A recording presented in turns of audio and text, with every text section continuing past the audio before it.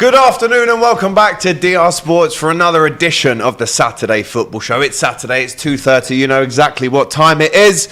Let me introduce our guest. We have an esteemed panel today to take us through the 3 o'clock kickoffs in the Premier League and the 3 o'clock kickoffs in the Championship, in my opinion, the 5th hardest league in the world. Before I introduce the guest, though, let me remind you we're very close to 200,000 subscribers on YouTube. So make sure, if you haven't already, you're clicking that the old subscribe button and turn the bell on as well whilst you're there. And obviously like and comment with your thoughts throughout the show. Let's introduce the guest. To my left, as always, is the one, the only, the Geordie sensation, the biggest thing since Geordie Shore itself. Matty Renton. Big up. Yes, bro. Great to have you back. Lads. Good to be back. Good to be here. As always, it's like your second home, this, isn't it? It is, mate. Yeah. Sorry, you're not, I thought we were interested with Matisse there. well, don't ruin the surprise. It is becoming the second home. I'm enjoying Absolutely. it. This is how Saturdays are spent for me. Loving it. And we're loving having you here on man. DR Sports. Trust me, the comments reflect that. To Matty's left, it's the one, the only, the Chelsea fan, my rival for this weekend. Matisse, how are you? How's it going? How you doing? You good? Yeah. Not too bad. Not too bad, guys. Listen, big I've up got a Bluetooth right. Yeah. I do. Yeah, good to be back. Big weekend for us, isn't it? Stress. Listen, we will speak about that without question. We will be talking about a combined 11 for Chelsea and Liverpool ahead of what is an amazing spectacle tomorrow at Wembley, 4:30 kickoff. We're going to have that live stream here for you. Doyle is going to be on that. But it would be rude of me to not introduce the person to my right. It's his debut on DR Sports, especially on the Saturday Football Show. Is a man like Luke Vernon. That's the Villa fan. Let's get that out.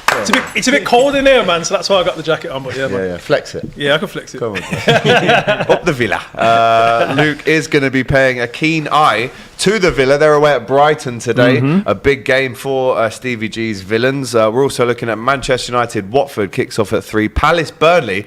And of course, Brentford versus Newcastle with Matty Renton on my left. He's going to be keeping a keen eye on that one as well. Trust me. And as well as that, we've got the Championship. We're looking at Bournemouth Stoke. That's a big game towards the top. Brentford. Sorry, the thing I'm looking at is actually mixed up the Championship and Premiership. I almost mixed Newcastle in with the lower lads there. Not happening anymore. Cardiff, Fulham is a big game there. Millwall, Sheffield United, and others. So stay with us throughout this afternoon as we give you the scores as they happen and as the goals go in here on DR Sports. It's going to be a great show.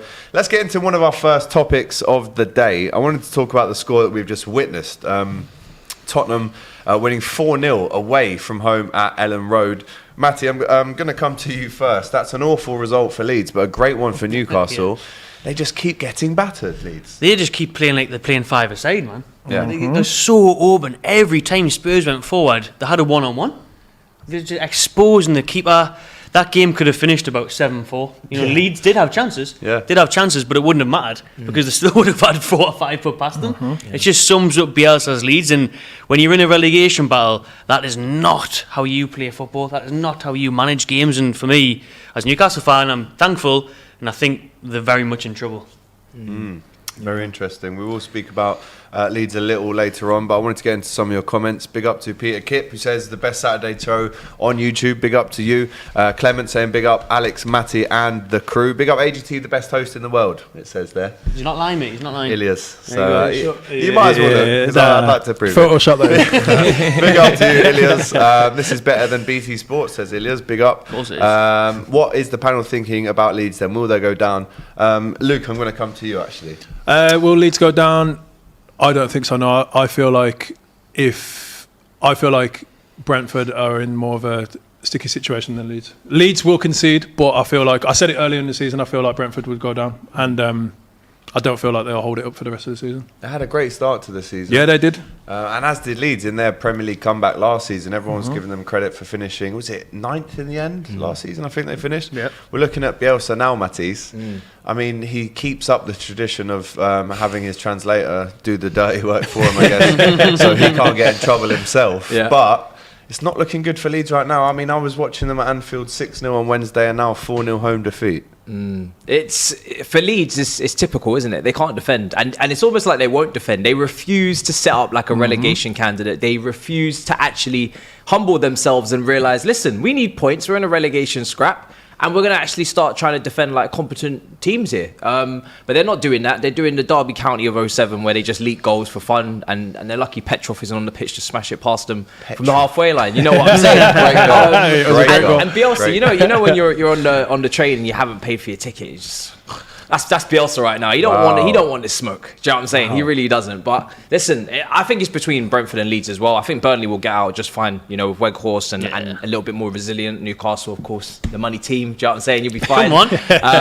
So who do you think the three will be to go down? I think Norwich, Watford, and then Brentford or Leeds will be the three. Yeah. Matty, a big result this for Tottenham. Let's have it right. I mean, they were looking for a result like this. 4-0 away from home is a great result. Whatever way you look at it, in any game in the Premier League. What does this mean for them, this result? Big bounce back with the Antonio Conte press conference the other day, and all the pressure, will he leave, or the unsettlement at the club. But it's what they needed, to be fair. I mean, if they didn't get a result today, imagine the pressure and the scrutiny that would have been put towards Spurs players and the manager. So it's a huge one for them, but typical Spurs, I don't know who they've got next, but that'll probably be defeat. Do you know what I mean? They're up and down. Obviously, Conte was very honest in his press conference. He said he didn't know if the players were good enough. He doesn't know what the best situation is. They're going to have to talk. What's the future looking like? Do you think his honesty here could be a bit of a blessing or a curse? I personally feel like the fact that he's that open, you can't have a go at him if he's that I believe that honest. him being that honest, it's going to wake up the players, because the player, you don't really see, you'll probably get that behind closed doors, but he's actually putting it out there in the media. You know what I mean? So the players are like, whoa, wait. Because I think Tottenham have loads of players that can be replaced in a second with loads of different teams in the Premiership. So, players in the Premiership. So that might just wake them up, and hopefully it does. They've got a great front three now, and they just need to sort out the defence. Really, that's the way I see it. This is a great result for them today, Matisse. But could this actually be the start of a bit of a sour relationship? He's almost exposing the owners' kind of chats that they're having, and he's openly saying how. I mean, this is easily probably the worst set of players that he's worked with, is it not, in his career? I mean, he was so surprised himself that they've lost 4 out of 5 games. He couldn't believe that was on his own record. I don't have any sympathy for Conte. You sat there, you were ready to take the job. You knew that Man United were going to sack their manager at some point, but you rushed into the job. You wanted to get your feet dirty, and that's what you've done. Do you know what I'm saying? And you should have listened to your fellow Italian. It's the history of the Tottenham. Yeah, he was told. He was told. He was told by his fellow Italian, and he didn't listen. And listen, it has been one transfer window. They did move some players around, but obviously there wasn't the drastic change that was needed. The wing backs are absolutely awful at Tottenham. I remember our game playing against them. Their Doherty on the left hand side was no threat. Doherty. Yeah, but listen, that's a flash in the pan for Doherty. He needs to do it consistently. Emerson Royale was a poor signing. Yeah, but for me, Adama Traore, that rejection, that's got to hurt. Do you know what I mean? He takes a wage cut to go Barcelona. He's in good form there, getting assists, teaming up with Aubameyang, living life in the sun. He would have been probably an upgrade on that right hand side, but he needs to try and keep it more in-house. Usually when you get a Conte tantrum, you tend to get a trophy before that. That's what we got. That's what Inter Milan got. Tottenham, they haven't got that yet. So there's no plus points at the moment. And because he's only signed an 18-month contract, time is ticking as well. Looking at Leeds, Matty, Bielsa, does he have to change his approach here? Because he's known for having this open attacking football, which works to some extent. But teams know that now. It's like the other night, Liverpool were saying, the Liverpool fans, this was the perfect team to come to Anfield because they're going to go for it and we'll just pick them off. Well, they're too wide open. Of course, you have to change when you're in a relegation battle. You have to be that. Nobody wants to see the big Sam style football lump it up. But those are the things that get results. Look at Sean Dyche. Every year keeps Burnley up with a bang average squad because they're hard to beat, they're resilient, they're hard working, and they put 2 up top and they get balls in the box. Leeds are way too expansive. They're playing fancy football, and I know they're missing a couple of big players. Bamford without his goals is a huge miss, and obviously Calvin Phillips as well. But they haven't got the personnel to be playing that style of play in the trouble that they're in. When you're in that position in the league, you have to be smart, and they're not being smart. Bro, they're missing open goals. And they're missing open goals. Chance. That was ridiculous, man. Running towards the goal, they stuck it round the keeper, and he's not shooting, and he's waiting for the defenders. It's weird. Leeds are playing very weird. The strongest thing about Leeds right now is Bielsa's knees. I don't know how he does that. He's just down there like this all day. Like I can't do that. I can't even hold. I could never do that. Squats, bro. Shout out to his physio. There's Bamford there, and Phillips watching from the stands, just thinking, Cooper and Phillips as well. Yeah, missing Phillips. That's a massive miss for Leeds. A lot of big names out for Leeds at the minute. We've had a couple of comments in. Ali A saying, guys, Bielsa close to being sacked, apparently, according to David Ornstein. Who is obviously a trusted name and a very reliable source within the industry. They should sack him though, shouldn't they? I hope because not. they're not going to change. I don't think they should. I don't think they should. You don't think so? With the players that they're missing, you kind of have to adapt to that situation. You've got no Phillips, you've got no Bamford. Or do you wait for them to give a bit more hope to this team when they come back? As I said, I don't think they'll go down. They are the team. Like, you cannot put a bet on Leeds. They're the team that you cannot put a bet on because they could beat any team in the Premier League. Gamble responsibly if you are going to bet. So when it comes to Leeds, I feel like the only thing you can probably bet on is the fact that it won't be a 0-0. Over 3.5 goals. You know what I mean? Yeah, that is the only thing you can probably bet on. So, isn't it? And I bet the odds on it are shocking because it's always going to happen. So. Yeah. But what I think they do need to do is Leeds need to stop being like Nate Diaz in MMA. That guy just runs forward and starts fighting. If he just took people down, like if Leeds concentrate on defending and actually change a bit like you're saying, he needs to stop being so stubborn now and actually start saying like, all right, look, this is where we're terrible. Can we actually start something new? Because like, can we play somewhere Newcastle were like a couple of months ago, they were stuck in the bottom three. Leeds were floating like 13th, 14th, and at that point, that's when you say to yourselves, it's not about winning necessarily. It's about making ourselves hard to beat. So it's about making sure we just keep on picking up the point here, point there, keep yourself above water. But they've been so wide open that they've dragged themselves right into this mix. We are having a bit of breaking news coming into us. Apparently, the Aston Villa game has been delayed until 3:30 down at Brighton. We will find out the reason why and let you know that as soon as possible. But that means a bit of a later start to the Aston Villa game. I can't obviously tell you why, but apparently it's heavy traffic in Brighton. Well, I'll tell you what, me coming from Birmingham to London today, the traffic was shocking. So I was meant to be here about 1:45, and then never got here until like 1:15. So, and that was me speeding. Responsibly please, though. Responsibly. When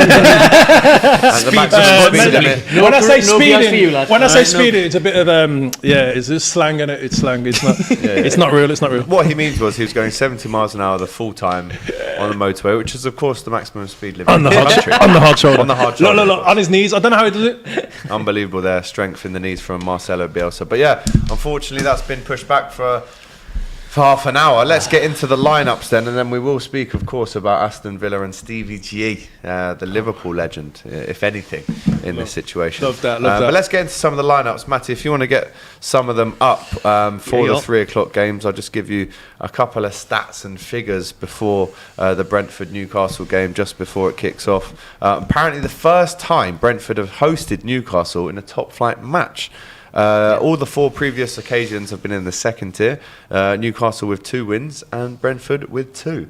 And that was in 2017 when he played them in the Championship. And we've only played obviously once at this new stadium, which was in the League Cup quarter-final last season behind closed doors. Got beat 1-0. Awful Steve Bruce performance. Newcastle, however, are unbeaten in the last 5 league meetings versus Brentford, winning 4 and just drawing 1, unbeaten, netting 15 goals across these 5 games in a run stretching back to October 1992. Tell me how they line up today then, Matty. So Brentford going for the old 3-5-2 that they're famous for. David Raya comes back and goes for them, who was a miss the last couple of months. Aya Janssen starts as well. Pinnock are the back 3, De Silva, Janelt, Norgård, Jensen and Rico Henry are the midfield 5, with Mbeumo and Wissa up top. Now Christian Eriksen is the big name today. Prone to make his debut back after that horrible incident at the Euros in the summer. He is on the bench today, but Thomas Frank in his press conference yesterday said he was likely to come on and make his debut for the Bees, with Ivan Toney. Been playing well for the reserves as well, hasn't he? Ivan Toney also on the bench. He has. How did Newcastle line up then? Unchanged from the draw against West Ham last week. Great performance last week, unbeaten in 6 Newcastle. Dubravka in goal, Emil Kraft comes in for injured, Kieran Trippier, Fabian Shaw, Dan Burn and Matt Targett at the back 4. A midfield 3 of Joe Willock, Donjo Shelvey and Joe Linton, again keeping out record signing Bruno Guimaraes. And a front 3 of Ryan Fraser, Chris Wood and Jacob Murphy. with Alan Saint-Maximin unfortunately still injured as well. Still no start for Bruno Guimaraes. What does he have to do to get a start for Newcastle, the Toon Army? Wait for someone to have a poor performance and not pick up a result, really. You know, when you're unbeaten in 6, you don't change your winning formula. Oh, look at him. Unbeaten in 6. Thinks he's Barry, big boy. Right, Manchester United also playing today at home. They are in the Premier League today against, who have they got? Watford at home. Let's get into their team. As you can see, the star goalkeeper De Gea in goal. Wan-Bissaka comes back into the team. Lindelof and Varane at centre-back. No Harry Maguire for Manchester United today. Tejas at left-back. Bruno, Matic and Fred make up the midfield with Elanga, Ronaldo and Pogba in the attacking positions today. No Bruno. On the bench, Henderson, Dalo, Jones, Maguire, Shaw, Lingard, Mata, Rashford and Sancho. Massive changes there for Manchester United. Matty, how do Watford line up? Watford have got ex-Man United player Ben Foster in goal, and Gaia at right back, Cathcart, Samia and Kamara in the defence, Musa Sissoko in midfield with Lusa and Tom Cleverley, another ex-Man United player. Ismail Assar, Josh King and Emmanuel Dallas front, a decent front three there for Watford. And not a bad bench either. João Pedro, a star really that the Watford fans all talk about. He's on the bench. Can he make an impact today? Let's talk about the Aston Villa lineup. Again, just to remind you, if you've just tuned in, that one will be kicking off at 3:30 due to bad traffic, which I assume means that Aston Villa haven't been able to make it in the ground on time, which could affect their warm-up, which could affect the score. So not an ideal start to this game for Aston Villa. They're away at Brighton today, 3:30 kick-off. How do Brighton line up first then, Luke? Brighton, let me get that up. Ain't nobody caring about them, let's be honest. We've still got to read them out. Right, so they got Sanchez in goal, Lamptey right back. Tell you what though, Lamptey is a class player. Yeah, he's very class. Veltman and Dunk centre backs. Is it Cucurella? Is that Cucurella? Cucurella and left back. March on the right with Modder and Basuma, and Basuma's another class player as well. I'll give them that. McAllister on the left, and then just behind the front, just behind Mupé, you've got Trossard. Interesting team that from Brighton. Again, some decent players on the bench. Look at Welbeck, Duffy, who scores a lot of headers. Aston Villa, though, the boys in claret and blue, how are they lining up today? So we've got, I think it's 2 changes from last week. There's no Buendia and no Chambers.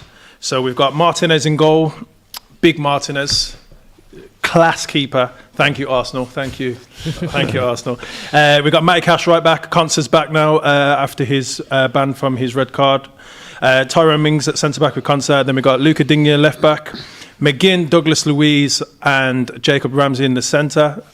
Please tell me how good Jacob Ramsey is. Under Stevie G, unbelievable. Yeah, he's killing it. Yeah. And then the front three is Coutinho on the left, Watkins, and Danny Ings. Can Danny Ings and Ollie Watkins play together? It's almost been a bit of a conundrum so far, because on their own as a number 9, they both held their weight at previous clubs. Danny Ings obviously smashed it at Burnley, got the big move to Liverpool, didn't quite work out, went to Southampton, smashed it. Now he's playing for these guys. And again, Ollie Watkins was smashing the goals in as well before he came to the Villa. So how do you get them both to play in that same team? I just think rotation. I feel like that at some point you're both going to be in the number 9 position, aren't you? So depending on, at the moment we're starting to play a lot of long balls up as well. So Watkins is obviously going to hold that up. If we're playing the long ball, you might as well play it up on the wing for him to hold that up. So then that means Danny Ings can come in the centre. The only problem is now we know that Coutinho is always going to stay on the left. Where when we have Buendia in, it can rotate that much more, can't it? So I feel like Watkins and Ings will sometimes just interchange. But our right back and left back are playing like wingers at the moment anyway, aren't they? So for them, they will kind of be on the inside anyway. Interesting line at that for Aston Villa. Let's talk about Stevie G's start at Villa Park. How have you seen it so far? Because it was a great start. Yeah, a great start. We was in the honeymoon period. I was screaming. Is that from over home. now for you? Nah, period. I feel like I could still see what Stevie G's trying to do. I'm very much behind him. I feel like you've had January to buy some players in. You've got in 2 great signings of Digno and Coutinho. Obviously, we did get Chambers in as well to help with rotation, I guess. But ultimately, I feel like we have to wait until the summer. Just put it like this: when Klopp started, Klopp wasn't the greatest. When Pep Guardiola started, he wasn't the greatest. Yeah, when you know what I mean. Like, there's all. You do have to give people time, and I feel as us as football fans, we don't give the patience for the managers. So I'm here for him. I'm here to chill. We're still in the running to finish above where we finished last season. We lost our biggest player that we've potentially nearly ever had in Jack Grealish. We've lost him. He's gone to Man City. And now we can still finish above 11th place. So if we do finish above that, I feel like as a Villa fan, you have to be optimistic and say, you know what? Improvement. Cool. I think you've got to give him that. You've got to give him that summer as well, haven't you? Give him his own summer. Yeah, give for his own sure. time to bed. His own players. The start of the season, Dean Smith was running us. Yeah. So now that Stevie G's come in, let's see. And you know what as well, it could work in your favour because he's going to attract big players. We've already seen it. So he could attract a calibre of player that Villa previously maybe We're in would talks not with have got. Luis Suarez. Exactly. That would probably happen. It reminds me of Everton. Stevie when G they- getting the boys back Everton together. brought Get the band in- back together. I know he's obviously as well. It reminds me of when Everton were bringing in James Rodriguez and players like that. So if you can up the level of your squad, even if it doesn't work out, and you do have to, in a couple of years, say, get a new manager, maybe someone more experienced, you do have maybe a better squad than when he came in. So there's always plus points, 100%. We all know that what Liverpool fans are wanting anyway is Stevie G to do an amazing job at Villa. 100%. So then when Klopp packs up his bags and cuts out the contract, that Stevie G is the one that takes And are over. you all right with that as well? I'm going to have to be honest. He's not going to say no to. I feel like he's got no choice. He's That's why he's no not going to say no to. I'm Liverpool, asking let's be because a honest. lot of Newcastle fans, and when Bruce was sacked, Gerrard was up there in the running, and a lot of Newcastle fans, I don't want him. I don't want him to use us as a stepping stone for 2 years and then go to Liverpool. Listen, I'm good with it. Like as a Villa fan, we did suffer for many years. You know what I mean? So actually feeling like when we played United, for instance, we played the better both games in the cup and in the league. Yeah. And what Man U are great at is getting a draw or getting that lucky win. Yeah. So like, just seeing the improvement in the way that we're playing, like I am a big fan of Stevie G. After seeing what he'd done with Rangers, and obviously leaving Rangers, They're now second. That's like a guaranteed win for him. You know what I mean? He could have won the Scottish Prem again. He's left them and he's come to the Villa. So. Yeah, let's see how it continues for Stevie G. As a Liverpool fan, obviously, I'm hoping he does really well there. Yep. I can't lie to you. You were right with your what you said there. Talking about Manchester United, you mentioned how Villa played really well in the Cup and the League at Old Trafford, never got a result. We've asked you today, who will win, Manchester United or Watford? You've gone for 54% of you have said Manchester United will win, 24% have gone for a big Watford away win, and 21% for a draw. I mean, in years gone by, those predictions for a United home win would have been a lot higher. 54%, It would have been like 95%. Matisse. at There you least. go. I mean, 54%. What does that say? About, I mean, listen, there's 600 people that have voted, so we've got to take a small sample, but I reckon that's quite a good representative of what the people think nowadays, that United are only 50-50 really to win a home game. Yeah, I mean, Manchester United are not a team that fill you with confidence right now with the way that they approach games. I mean, they are dominating some games to a degree. I mean, I watched them against Leeds last week. Now, Leeds now is not a great measurement for anyone because they've got their ass whooped to Liverpool and Tottenham as well. Yes, all those teams are superior to them, but their defending is absolutely horrendous. So any team at the moment is gonna put goals past Leeds. I just think with Manchester United, it's a bit disjointed, a bit inconsistent. Ronaldo up top looks like a little bit of a lost figure. He's not really fitting in with the rest of the team. I'm seeing goals come from Manchester United in certain games, but Ronaldo is never really the main part of that. He seems like a disjointed guy just at the top of the pitch, and everything around him is what's going on. So I think Manchester United are they need to get some consistency put together, and a win today is huge for them. Saying that, though, they haven't lost in a long time. So as much as they're drawing a lot, they're still getting some decent results in. But with the way Arsenal are, picking up late winners against Wolves, Yeah. you need to put wins together now if you want that top four 100% secured.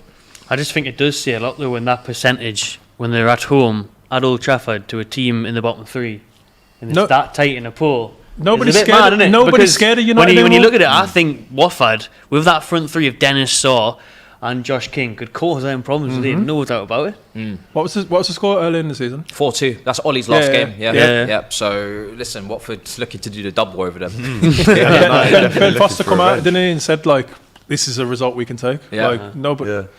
Yeah, And he said that was right. before Yeah, he the said that game as before well. the game. And he was right. And everyone was like, oh, yeah, you're going to be eating your words. And nope. Listen, if he does win, and that vlog will be incredible. Indeed. If they allow his little GoPro in the net, I'm not sure. United probably won't want that, to be fair. I did see a video in the week on Mank Talk, big up to Saeed and Big Steve, who mentioned, well, Saeed mentioned in particular, how far, really, Marcus Rashford has fallen. Not necessarily as a person. We all know what he's been doing off the pitch. It's been incredible, and you can never say anything about what he's shown his true character to be, which is way more moral than 95% of the politicians in this country. But that's another talking point. But on the pitch, Saeed did say that he should potentially leave Manchester United. I mean, Rashford and United, they go together, don't they, Matty? Local boy. But would you agree with what Saeed said there?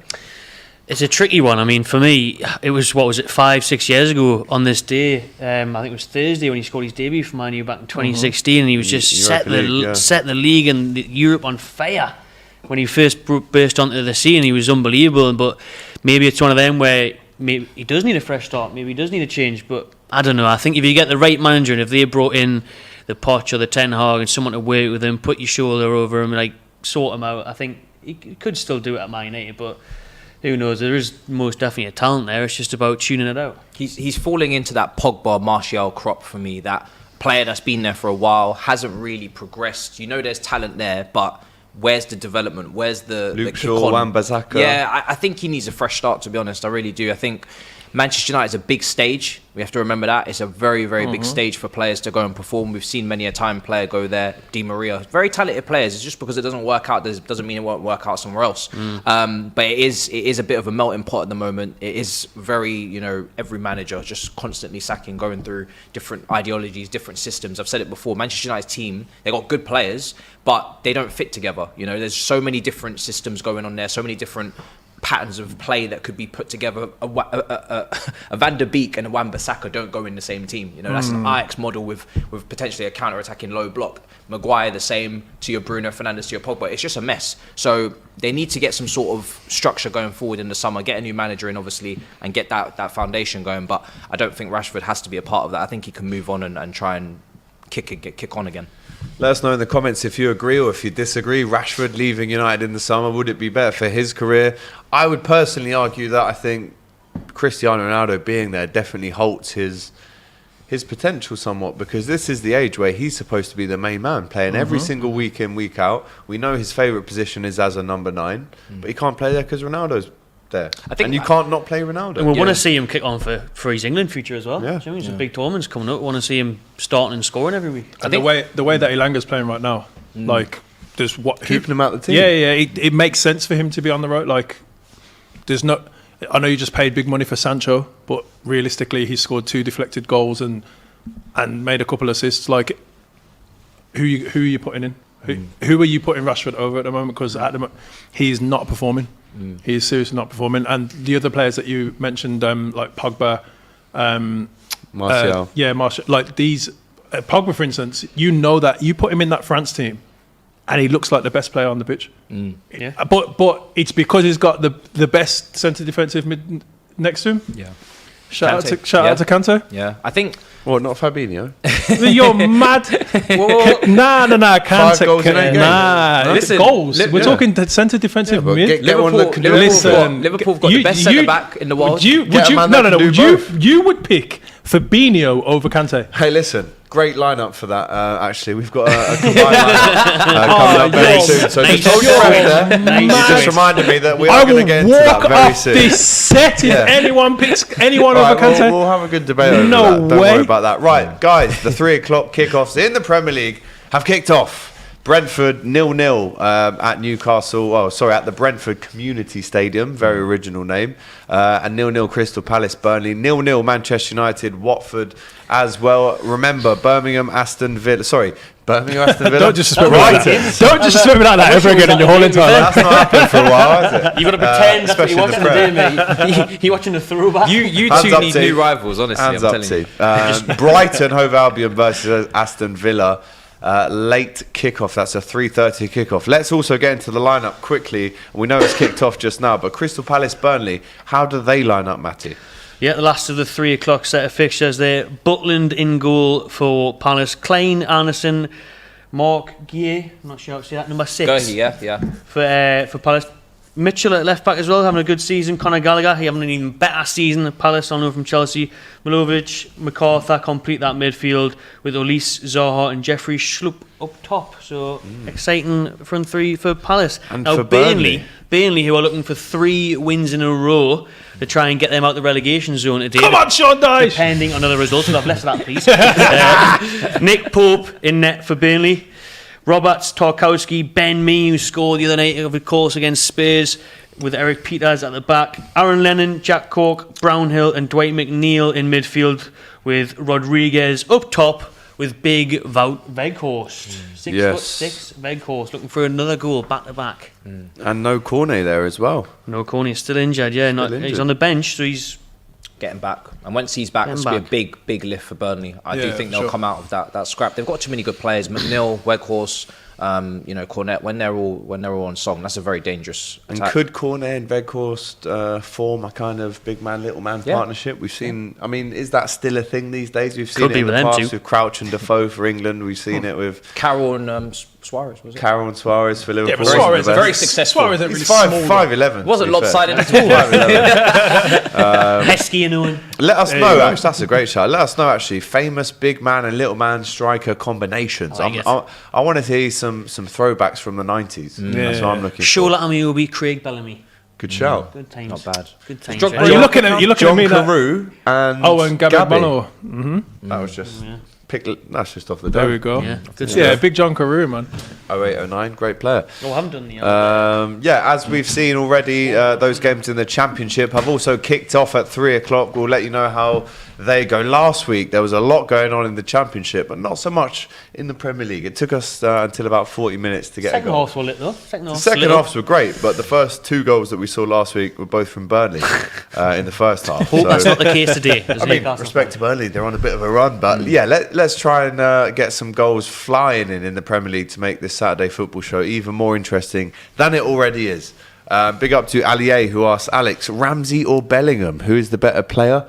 We'll ask you to give your opinion first. I'm not going to be biased. Bellingham, I think he's one of the best midfielders that England have got, and I don't think England should be playing 2 defensive midfielders. I just feel like we're that good of a team that we don't need to. So whether or not you play Rice and Mount or Rice and Bellingham there in the 2 holding, but obviously you're going to have one going forward anyway. If you had if you had Rice and Bellingham, and then in front you've got Foden, let's say Grealish and Sterling, and then Kane up top. I know Grealish hasn't performed that much, but I'm just thinking about from the World Cup. Yeah. All them players there in the 3 behind and the centre defensive mid can, in a sense, rotate anyway. They can all rotate around each other, so I don't see why England are not trying to be more of an attacking team. I'm glad you're not being biased, because I won't be biased. Jacob Ramsey is a really bright talent, but class Jude player. Bellingham is a elite Jude Bellingham, player I don't think. I ain't picking no one over him at the moment. I think he's a world-class player. Yeah, Will he end up at especially for his Liverpool? Let us know in the comments. Probably. I think there's a couple of rumours. Right, before there is any goals in the Premier League, as you will know by now, tradition here on Saturday Football Show is to predict the scores before they happen. So, get your boards out. Let's write down the games that are happening today. We're only doing the Premier League games, the ones that kick off at 3 o'clock. So that's 4 games. The first one. We're still going to do Brighton Villa, though. Yeah, we're still going to do that, of course. Brentford, Newcastle. Again, keep these to yourself, and we will review them at the end of the day. You get 1 point for if your team has won that you've predicted to win, and 2 points if you've got the correct score. Matty won last week. Yeah, he seems to be quite good at this. So let's see if we can beat him this time. I was awfully wrong last week. I think the Burnley result let me down. I think it let most people down, to be honest. We've got Brighton versus These are hard, close games this week. Villa. What kind Anything of for the score winner? will we Matty get wanted that? to know. And I want to know. Cashing his chips. Yeah. Get forfeits in the comments. Get some forfeits in the comments for the loser. You know? Any forfeits in the comments? I mean, they've obviously got to be ones that we can do, and we're not going to get cancelled for. So let us know. Nothing like set the studio on fire. Or something. Right, Brentford, Newcastle. Let me know in the comments. I What do wanna you come think the back score of next that week, mate, game is going to be? Help me out. I'm going to go with Crystal Palace is a Burnley very good game. You know, Very close games today, isn't it? Crystal Palace obviously on the back of a 4-1 win. Gallagher scoring again. I think he's now top goal scorer. If he was to be at Chelsea, he'd have more goals than everyone else in our squad. Yeah. But Burnley 3 wins on the bounce as well. So I've made my predictions. Keep them to yourself, Luke. Don't show me anything there. And then, of course, we will look at those at the end of the show as well to see who's won. Big up to everyone getting involved in the old comments. Big up to Abdul, who says, for the second week running, comma, good grammar at least, please tell Don Robbie to remove Aubameyang behind you as he has left permanently. Let's have a look. Yep, Aubameyang is still there, of course, banging in the goals for Barcelona, scored in the Europa League against Napoli on Thursday night as well. Listen, if you want me to have a word with the Don, I'll have a word with the Don. I'll drop my WhatsApp now. Petition to get Joe Linton back there. So we'll try our best. Let us know which person or which player you think we should actually have to replace Aubameyang when we do eventually replace this poster. I'm not saying by next show it will be different, because there's budgets and stuff like that. Next season, new kits. But yeah, new kits. We'll have the new guys up there. So let us know who you think should be up there, and should we have different players? I mean, different teams even. Yeah, who knows? Mix it up. Can Arsenal It's retain Newcastle and Villa boys back there, isn't it? That's the thing. Should we have a bit of a change up? Let us know in the comments. Apparently Ronaldo has just hit the post for Man United at home to Watford. So we'll be interested to see if he scores again today for Manchester United. No goals yet in the Championship, still 0-0 all over the country, and of course in the Premier League as well. We're watching the Premier League teams kick off at 3. How have Newcastle started away at Brentford? Start on the front foot again. Big difference since Eddie Howe has came in has been to try and go forward and win games. Unlike old Brucey Ball, who was just happy to sit back, soak up the pressure, and try and hit them on a counter. Now, you're still hurting, aren't you? You know Us as Villa fans, we had him as well. The reason why this whole thing is, Newcastle with the takeover could still get relegated, that's all Steve Bruce's fault. Do you know what I mean? We should never be in this position. That team is good enough to be out of this mix. We've seen that since Howe came in. It's still 0-0 with about 7 minutes played, but good start by Newcastle. Got more on the front foot, but no clear-cut chances yet. Abdul going for a 2-1 Newcastle win. Big up Abdul. That would be a great result for them considering the Leeds result today. And apparently Ronaldo's hit the post and should have scored from 6 yards out. Oh, wow. According to Goal of the Premier Ashton. League! Goal at Selhurst Park. Matty, who's it gone to? What is the score? And how does this affect the other teams around them? It is Jeffrey Schlupp with the first Premier League goal of the 3 o'clock kickoffs today on this Saturday, giving Palace a 1-0 lead at Selhurst Park. Big goal. That is the Burnley trying to look for 3 wins in a row, trying to get out of that relegation zone. But Palace building on that big 4-1 win against Watford on Thursday night. Yeah, not been too bad since old Roy Hodgson's come back to the helm, especially at Crystal Palace. They're 1-0 up at home to Burnley. A great early goal for them. Can Burnley get back into this game? Of course, there's a lot of time to do so. But Palace looking decent. And Jeffrey Schlupp, again, another player that's been around for some time. Maybe should have started some more games for Palace. But he's starting over the likes of Ayew. He's starting over the likes of Edouard as well. Where is he playing today? Left wing. Left wing forward. So he's got his reward today. 9 minutes. Crystal Palace 1. Burnley 0. Big result that could be if it stays the same in the Premier League. Still no goals. Oh, 1 goal, to report in the Championship. Who's that gone for? Matisse. Barnsley 1-0 up against Middlesbrough. And listen, Anderson, is that Denmark? Is he from? Must be. Probably. Yeah, I'm making the assumption. I'm making the assumption there. I've definitely seen that name before. But yeah, Barnsley 1-0 up against Middlesbrough. Fifth difficulty. I remember when you said that last week, wasn't it? I think I was on the show for that when you said 5th difficulty in terms of the leagues with Championship. I think that's a shout because Barnsley are bottom of the league. So exactly, this is the point, and it's like Middlesbrough are 5th or something. Personally, I think going down to the Championship and expecting to come back up is a myth. Like you've really got to set yourself up and strategize how you're going to get out of that league because it is an absolute minefield. It's just, I mean, I remember Derby under Frank obviously trying to come up, and now under Rooney they're obviously trying to come out of the scrap. So things can change like that in the Championship. It's crazy.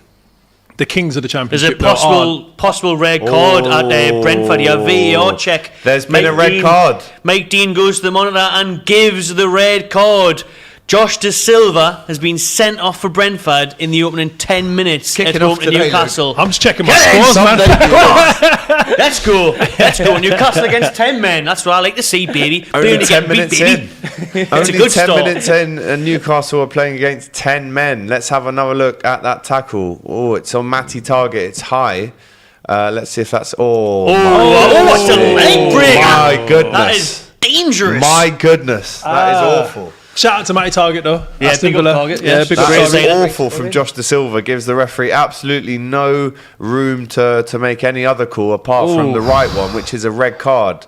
The referee which Mike Dean. Mike Dean, of course. How Mike could I Dean forget? show. Mike Dean, gets the the red funniest- card the out. Comes funniest- straight out. Straight Mike away. Dean doesn't need any The opportunities for red funniest cards. referee out there, man. He's Mike the Dean's like, best. what? What's a red card? I'll give them 2. It's all about Main Mike Dean, character. isn't it? He is the main Big character. up to Sophie, who's a regular on DR Sports. She says, "Hi everyone, I just want to know your predictions quickly for the final tomorrow. Loving the stream, babes." Let's go from left to right. Obviously, we're talking about Liverpool-Chelsea Carabao Cup final. Matisse, I already know your prediction because Yeah. you're on the COP TV. If you want to watch that, it's available. We do a combined 11 as well. But what is your prediction? Just one more time for me. Yeah, 2-1 in extra Yeah, time. fair enough. It's going to be a close game. It's going to be a long day at the office. But listen, it's going to be a great game as well. I'm looking forward to it. I'm going. Of course, you're going as well, isn't it? So yeah, 2-1 in extra time. I'm going with. Matty, what do you reckon? I agree with Matisse in the terms of it's going to be a long day at the office, but I am going for Liverpool on penalties. Wow. Luke? 1-1 Sorry. and then Liverpool on penalties. You reckon it's Yep. going to go all the way to 120 minutes, really? What you say, penalties? as Yeah, well? 1-1 Liverpool Yes. penalties. Very I interesting. just feel like I love the underdog. I love it. you can't sleep. Champions of the world, but Liverpool are by far Yeah. the favourites You're- here. you're Best quite far defence in the behind us world, in the league there, best mate, fullbacks so. in the world. You can't best sleep on everything. Chelsea in final in cups though, can you? So like it's. But at the same time, I'm just thinking like Liverpool are flying. So Yeah, I love it. yeah, I'm gonna go 1-1. Put all that pressure on Liverpool Alex. on You penalties. know what? I am going to give you something you weren't expecting. I'm going to go with Liverpool 3, Chelsea 1. Normal time, yeah. 90 minutes. Chest out. Big, Yeah, the chest big is there prediction. in the new You gonna give us the scorers? I'll give you Luis Diaz, Yeah. Yeah. and I'll give you 2 for Salah. Oh, there we go. 2 pence. No.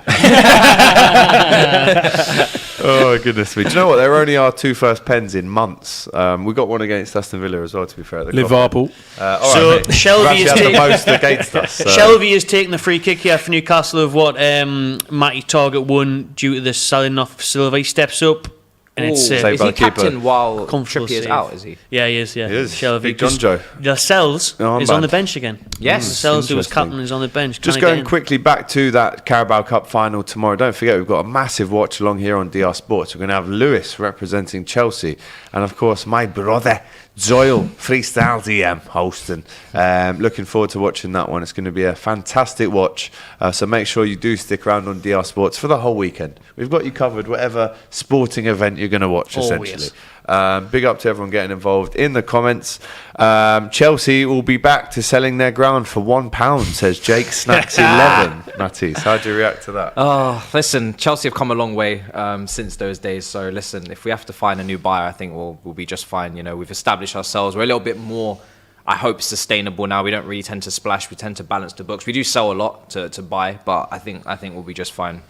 I feel like you loan a lot as well. Like I feel like Not as much as you I feel think. like Chelsea. That narrative, I we've feel like been Chelsea bringing that because they're down. changing the rules now, aren't they? Yeah, yeah. So I We're feel bringing like it down. Chelsea are gonna be like, No. what do we do? We're actually complying with the rules currently. We've been Yeah, bringing the just numbers about. down Just year, a- year after yeah. year. We've been slowly bringing. Didn't one year you have like over 20 people? Yeah, lined it's up? like hoarding, but we've been getting rid of couches ever so quietly out the garage. You just Yeah. haven't noticed, but trust me, it's looking clean now. Expensive It's- couches. Sorry, I do apologise. Sophie Rose is hosting that one tomorrow on DR Sports, which could potentially be a bit biased, as she is a Chelsea fan. Of course. That'll be a great one. Big up to everyone who's sending in their big man, little man combinations. We've been speaking about this on the show today. Big up to Mitchell, who says famous big man, little man pair, AGT and Matty. Mate, well, like, what, how tall are you? 6'1"? No, I'm 6'3", but you're like I'm 6'1". I'm 6'1". Oh, yeah. there you go. So it's not. that's already, yeah. You've That's got to be not less quite than it. like That's not quite 5'7" to I'm qualify. just You've got to be slouching, man. 5'7" at least to I'm just qualify. slouching. I've got bad back in it. Yeah. Robbie is also on that stream as well tomorrow, guys. Don't forget, the big man himself will be hosting that. You've got Sophie, Lewis and Doyle and Liam as well, representing Liverpool, who just made his debut last week on the stream as well with Doyle. So very much looking forward to that. Apparently, Ronaldo has just had an offside goal He disallowed. loves being offside, Just. does Ronaldo. But again, it seems like he's getting involved in this game early doors, but he hasn't scored yet. Missed from 6 yards out and had an offside goal, Matty. Yeah. I mean, frustration, isn't it, at this point? He hasn't been involved To be fair, I could call you both of you, Matty. You could. know. That's why I I wasn't answered. sure I who was asked like, the you question. looked at me, Yeah. but you said Matty. I said, you know what? Someone I'll needs take to use the it. saline. I'll roll with that. Someone needs to use the saline. Yeah. When I Just say take Matisse, he's about to talk, and then he hears this, and he goes, "Oh, that's him." Oh, unbelievable scenes. Big up to all you guys getting involved. Mitchell says, nice top, Alex. I'd love to get one, but I'm 20% short. If only someone had a discount code. Head over to the Cop TV Instagram and you'll find that discount code, my friend. We're not going to get involved with that on DR Sports. But apparently, yeah, the offside goal from Penaldo says swag no jitsu in the comments. Don Carlo reminding us of the Heskey and Owen partnership, which was a thing. It really was a thing between 1999 and 2004. That was a very big thing. And if you ask Michael Owen, he'll say, Big Emil, yeah, of course. I mean, it's great, really. Great striker. and again, one of my favourite sort of strikers in the era of Michael Owen. Of course, I played with Ronaldo at Real Madrid, but Big Emil shits all over them. So. That is There so you go. accurate. It's not even mismatched. Fraser Wilson and Callum Wilson at Bournemouth. Callum Wilson's not that tall, is he?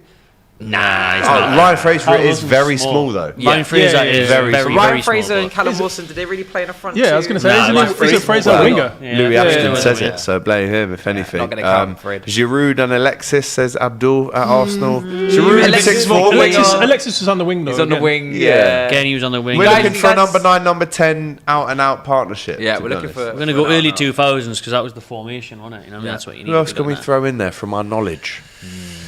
You don't get too much Because these that's days. like saying Sutton's Ibrahimovic and got- Messi. Yeah. Like it's Yeah. Messi was on the wing. Sutton's wasn't got to be in there somewhere. Chris Sutton back Oh, in the yeah. day. Chris Sutton, yeah. I know his SAS thing with Sutton and Shearer. Crouch and Robbie Keane at Spurs.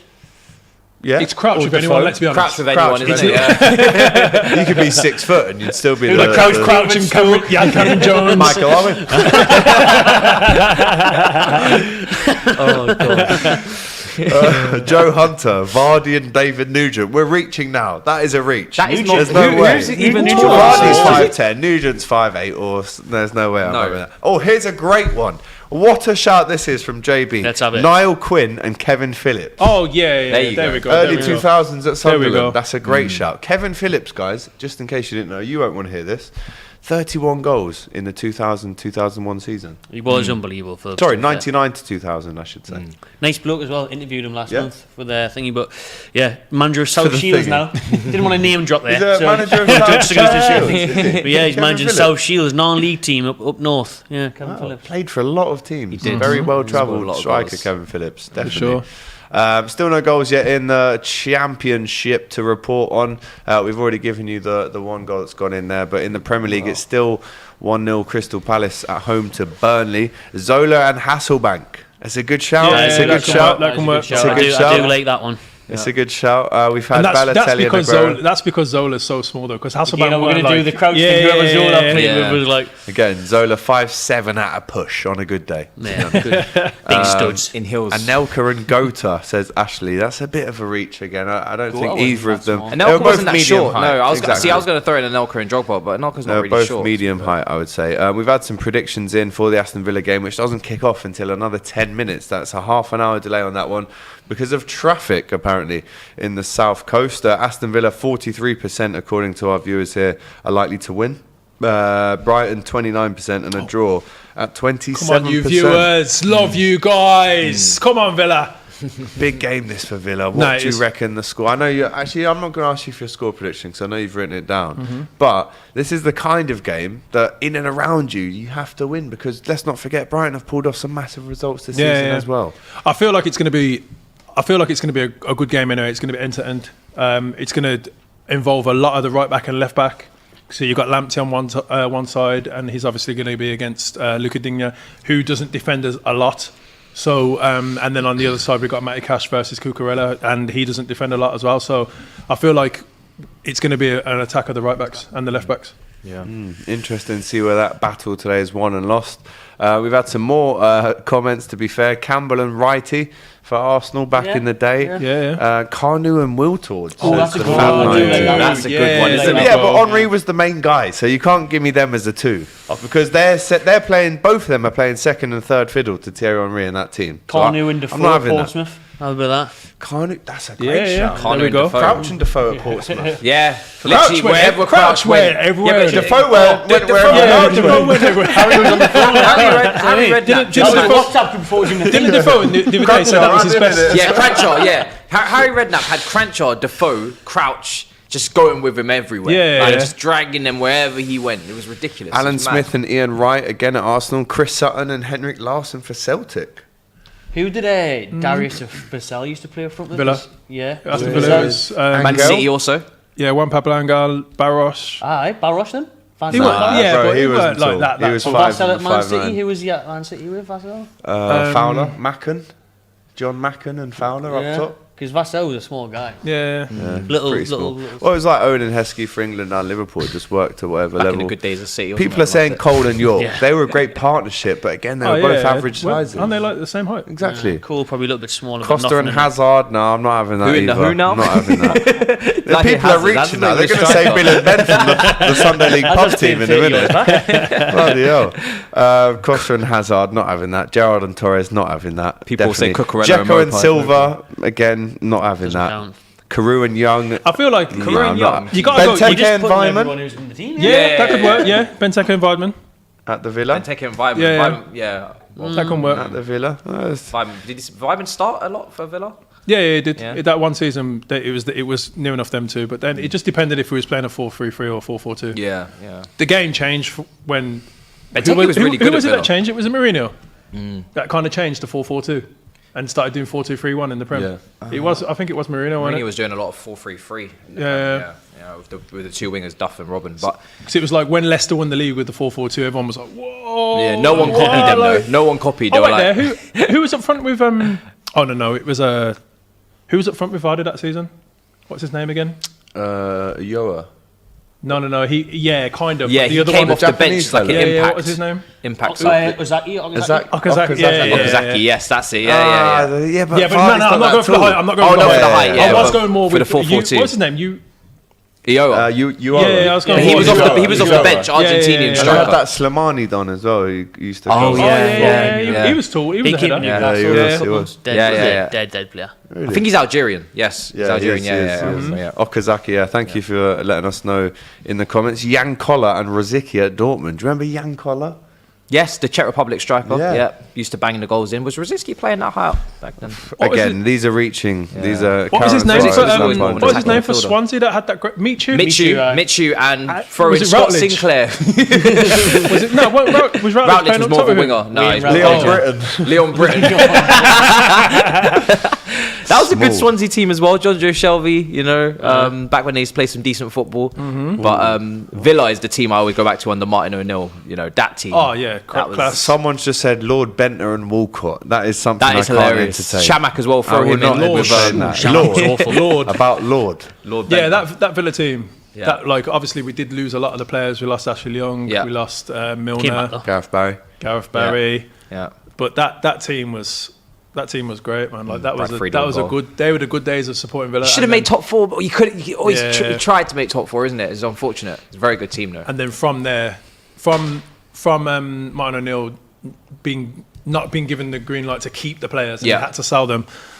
Just fell It apart. was just downhill from there, wasn't it? Yeah. So You and Everton were in that 5th, 6th position trying to break in. yeah. With David Moyes as well. Tim Yep. Cahill, Arteta, good team as well. What happened to Martin O'Neill? Is he at international level still? Yeah. Or not? I told the Is story he- about Martin O'Neill last week, didn't I? When I met him on holiday. Yeah, you did. yeah. Yeah, I lovely did last fella. year, Yeah, yeah. wanted to have a chat with I him. think Why is he he not could- why is he He's not not came manager. back in? AJT is like, Not listen. anymore, I don't think. AGT. No. Why is he not Yeah. came back in? He's though? like, 'Cause he bye, could mate. be. I was like, oh, man, I've got Come to out, go. He's like, mate. oh, no worries. Now you see that managerial merry-go-round. You'd think there's people like Martin O'Neill and like Alan Kirby. Owen who Coyle. used to be Did you doing brilliant jobs. Speaking Off of that, Mark Hughes, the new Bradford City manager. Yeah, I was coming to that. yeah, I was that's coming to that. massive. Wow, that's Phantoms. a massive fall from grace, isn't it? Going Yeah. to the 4th division, they're about 15th as well. I Man. want to see. I I want remember- to see an image of that. Who I is need it? Nekai Wells? Is that how you say his name? That used to play for Mengy Bradford. Wells, Yeah. That I remember. That's when Bradford, and I thought, yeah, they're gonna actually man. come up, keep coming up, and Mark Hughes. But that's at a huge- Bradford. that's a Wow. They've still got signing. like a good base, like a good stadium and stuff from like the Premier League days. It's like good allocation. just think, Mark Hughes was the start of Man City, Madness. And Yes, Howe yes, will in be and No, Eddie no, Howe no, is no. going to be the start. So who are you going for? Who's next after Eddie Howe? Do you think? Conte, go on, well, chest out. funny. there, Conte. The other day. Why not? But it's funny enough. The Newcastle owners did an interview this morning with the Athletic, and they were saying they want Eddie Howe to be the next Alex Ferguson. So Oh, big wow. shout. Want him to be there for years. Oh, but wow. if not, But everyone wants their manager to be If the next not- Alex Ferguson. That's not. That's not happening. No, that's saying I wanna them be the putting next faith in him Ronaldo. long term, though. That's them putting him faith in long term. But if it doesn't work out, they would look for a Mourinho or a Conte. I would imagine someone like that. The closest manager for me to you can't compare no one to Fergie, but the only person that's really doing it is Pep, isn't he? So Oh, Chris Wood should have just scored at the back post for Newcastle. Brilliant save from Brentford's number one. Header at the back post. He should have scored. Should have had his first goal for Newcastle. Do you wish that you had got Weghorst and Wood Yes. would have stayed put? Because he's cheaper and Weghorst is better. We honestly thought we were like taking something away from Burnley. and they maybe said, getting them relegated by taking their star man, taking "What's their this number hand 9. instead of this one?" Yeah, and I think we've just they've totally played with there because for me, like you said, Weghorst was half the price, younger, good record in the Bundesliga, Great record. And what I've seen so far, looks better technically. Like Yep. yeah, Yeah. Do you know what? I'm loving this chat, and I actually want you to carry on because I have to rush to the toilet very quickly. you do what you want. I'm really enjoying it. I've tried to get through to the producer to ask him, but we're. we got this, man. We got Yeah, this. yeah, Don't worry. we'll We're take not going control. to be We'll punching take up each control. other. We've Do you got know it. what? Whilst I'm gone, actually, we are going to play a clip from the Best of Enemies that went out yesterday. Robbie and Expressions, the number one show, arguably, on DR Sports, maybe apart from this. I was gonna say. But we're going to play a clip of that now from yesterday. Robbie had a little surprise and a present for Expressions. Like, it's about time. It's about time I light up Daniel Levy, Joe Lewis, Enoch and them. You man probably don't even know who I'm talking about because I don't say their names, innit, blood? But it's the owners, fam. It's about time I light them up, fam. The Varley settings, blood. Bonfire night, fam. You know them way there. Conte, let me tell you one thing about Conte. I don't agree with the fact that you're going 5 at the back against Burnley. You go 5 at the back against City, yeah? Yeah, they're the champions, yeah? You know what I mean? They're at the top, blood. Seeded bun, fam. But Burnley's that soggy bun from Burger King that gets stuck to the box, blood. Yeah? Go 4 at the back, fam. Do you know what I mean? Play your attacking players, fam. He's to blame as well, you know? Of course. I'm not He's lost saying 4 that out of his Conte's last fault. 5 games. But at the same time, the reason these men are at the club is to do with these men upstairs, blood. I get that, but yeah? your job. And the reason why. No, but listen what I'm saying. He knew that when he came, he took the job. He's had a window, blood, and that He window knew was 2 it. out of 10, No, blood. but And so- I told you it was 2 out of 10. Stop moaning and Alright, get I'll on with the keep my job at mouth hand. shut then, yeah? No, I'm How not on about about that? you. know what? I'm not even on about you. I understand why you're moaning. I'm saying, Conte, stop moaning. Get on with the job. You've got to get the best out of the players that you've got. Well, you take the plaudits when you beat Man City, but when you lose to No, Burnley but now, gee, now all of a sudden, let me tell you this, he's and I'm the not first lying, manager yeah? I've ever I am not known lying. who's trying to get himself sacked. Wait, let me tell you this, and I'm not lying, yeah. I never watched the post-match Man City He's- interview, yeah. But I have watched the majority of his interviews, innit, yeah? And even when we win, fam, he's saying that the level is not high. He's saying that we shouldn't have to be scoring last-minute goals. He's saying all of these things. Do you know what I mean? So it's not like, oh, when we win, yeah, he's not me, blood. You know them ways? Do you think I'll he's gonna put it out there. When we win, you get me, fam. Leicester, you get me? I papered over the cracks, yeah? I thought we were going to lose, yeah? I was celebrating because it was in the moment, fam. Do you know them way there, fam? But when you deep it, yeah, we should have lost that Leicester game too, fam. And imagine we did. I'm telling you, fam, it is disarray Charles, Robbie, fam. I can't see a future, fam. That is what it is, blood. It's a joke. It's an absolute... Interview drop, so I do think that plays into account. Does it mean a waste of money? You can't really say until he's gone, can you? Because right now, like, I still don't think the chapter's closed with him. You can still salvage the position that you're in right now, but he's dug himself into a deep ass hole. I don't know if he can take it out, but we have to see. Waste we of have money? to see. I don't think it's a waste of money, but I think there's 2 things here. There's one is your performance and your physical ability and your mental ability, and the mental side of it. You know, he went on TV and said he didn't want to be there. If you don't want to be somewhere, that's basically takes out 80% of anything else you're gonna achieve on the pitch. So he looks happy and everything. I just think there's He's laughing there. Yeah, I don't Literally. think he's sat at home crying. I just don't think he really cares that much. I think everything's got to his head, and I think, like we said, the confidence is a factor too. But all of the criticism, not just from him, but like, for example, I'm sure we all saw that Sky Sports video that just came out a few days ago. Like, I'll be real, it's expected if I see that on Twitter, just from any man with an Avi or something, just dropping the Lukaku failcon. Sky Sports putting him under the spotlight like that. Like, for a company of their standing, I'm very surprised by it. But that just adds to the overarching problem with him as well, where I say confidence. When you say everyone's on his neck, you've got portions of the fan base that are on his neck now as well, because he's not performing on the pitch. And now you've got media articles. Exactly, it's self-inflicted, and I still throw that into account. He has to dig himself out of this hole. But it doesn't mean that he's not in the situation that he is in right now, and it doesn't mean that it's not affecting him. Like, let's be real, certain companies will talk the most about mental health. And we are back on DR Sports, a little toilet break, which is absolutely needed sometimes on these long streams, isn't it, lads? Yeah, absolutely is. But listen, we're all refueled and ready to go as we now approach the 33rd minute of the 3 o'clock kickoffs. Still only one goal in the Premier League, that's gone to Crystal Palace. But Newcastle, how would you sum up Chris Wood's performance so far? I mean, he's up there on his own. Not looking great for him so far. No goals yet for Newcastle. 25 million. That was his best chance. That's the best chance he's had so far for Newcastle. A header at the back post. Isn't that Chris Wood's bread and butter? Isn't that what we're signing him for? Yeah. A header at the back post. You're 6'4", whatever it is, and you can't score from 6 yards out with a header. That worries me, man. That worries me. I think putting our hopes on him. The main thing we're signing him for was to weaken Burnley, a relegation rival, but they ended up getting Veghorst. I kind of think we played ourselves, to be honest. There's been a goal at the Amex! Who has it gone for, Matty? Yes, it's gone to, baby. Hopefully Chris Wood, that's who. But it's gone to Newcastle anyways, and Newcastle are 1-0 up away to Brentford, and I will forget everything I've just said about Chris Wood if it is him, but I doubt it is. But if you could message the producer, because it is 1-0 Newcastle. We're waiting to see who scored that one. Yeah, it's a massive Finally goal 1-0 for Newcastle. that been Jolinton! Yes! The box-to-box midfielder. Big J7. Mad. J7. Maybe that's what needs to happen at Newcastle, is you just take your unsuccessful strikers and put them in midfield. If you put Chris Wood in the midfield free, then he'll start scoring goals. Well, this is it. I mean, the brilliant thing Eddie Howe did, he thought outside the box by bringing Jolinton outside the box. Dropped him back to midfield, and then just we don't play strikers anymore. Let's just do Pep Guardiola. Just don't play strikers, because none of them are good enough. I think back on to Chris Wood though, he's one of those players that is literally just here for the end of the season. Like, he's a very short-term investment. A lot of money to pay for someone till the end of the season. Yeah, though. How much did they pay for him?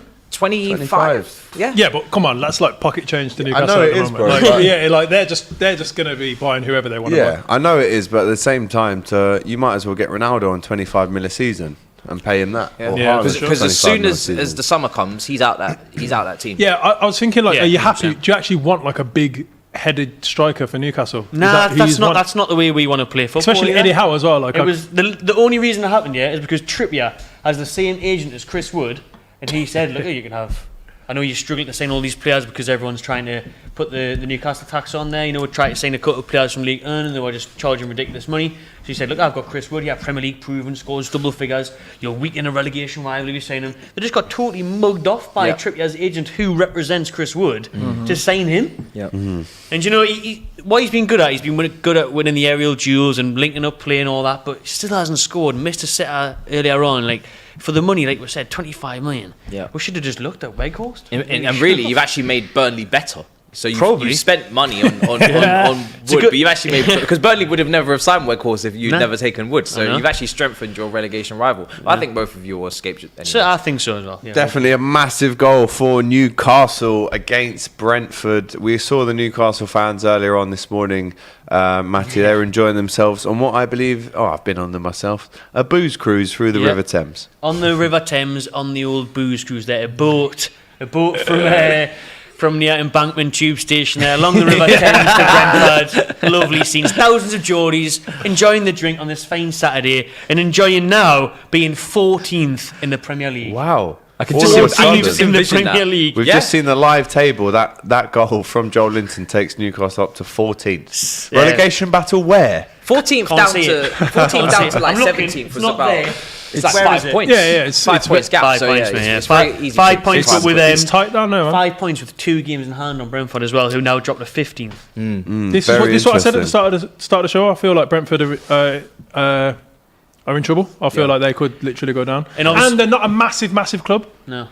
Like, you look at the stadium, you look at obviously the players. They got some good players there, but you look at the stadium, you look at the club itself. Do you care as other teams that team is in the Prem? Personally, no. They're not far from us. I got love for the bees. You know, Fulham, Brentford. They're nearby. Chelsea, we obviously need a little bit of more London influence in the Premier League because obviously you need more London influence in the Premier League. Did you just say that? Their weight. My back is crooked carrying that North London, so we need a little help, man. See, this is why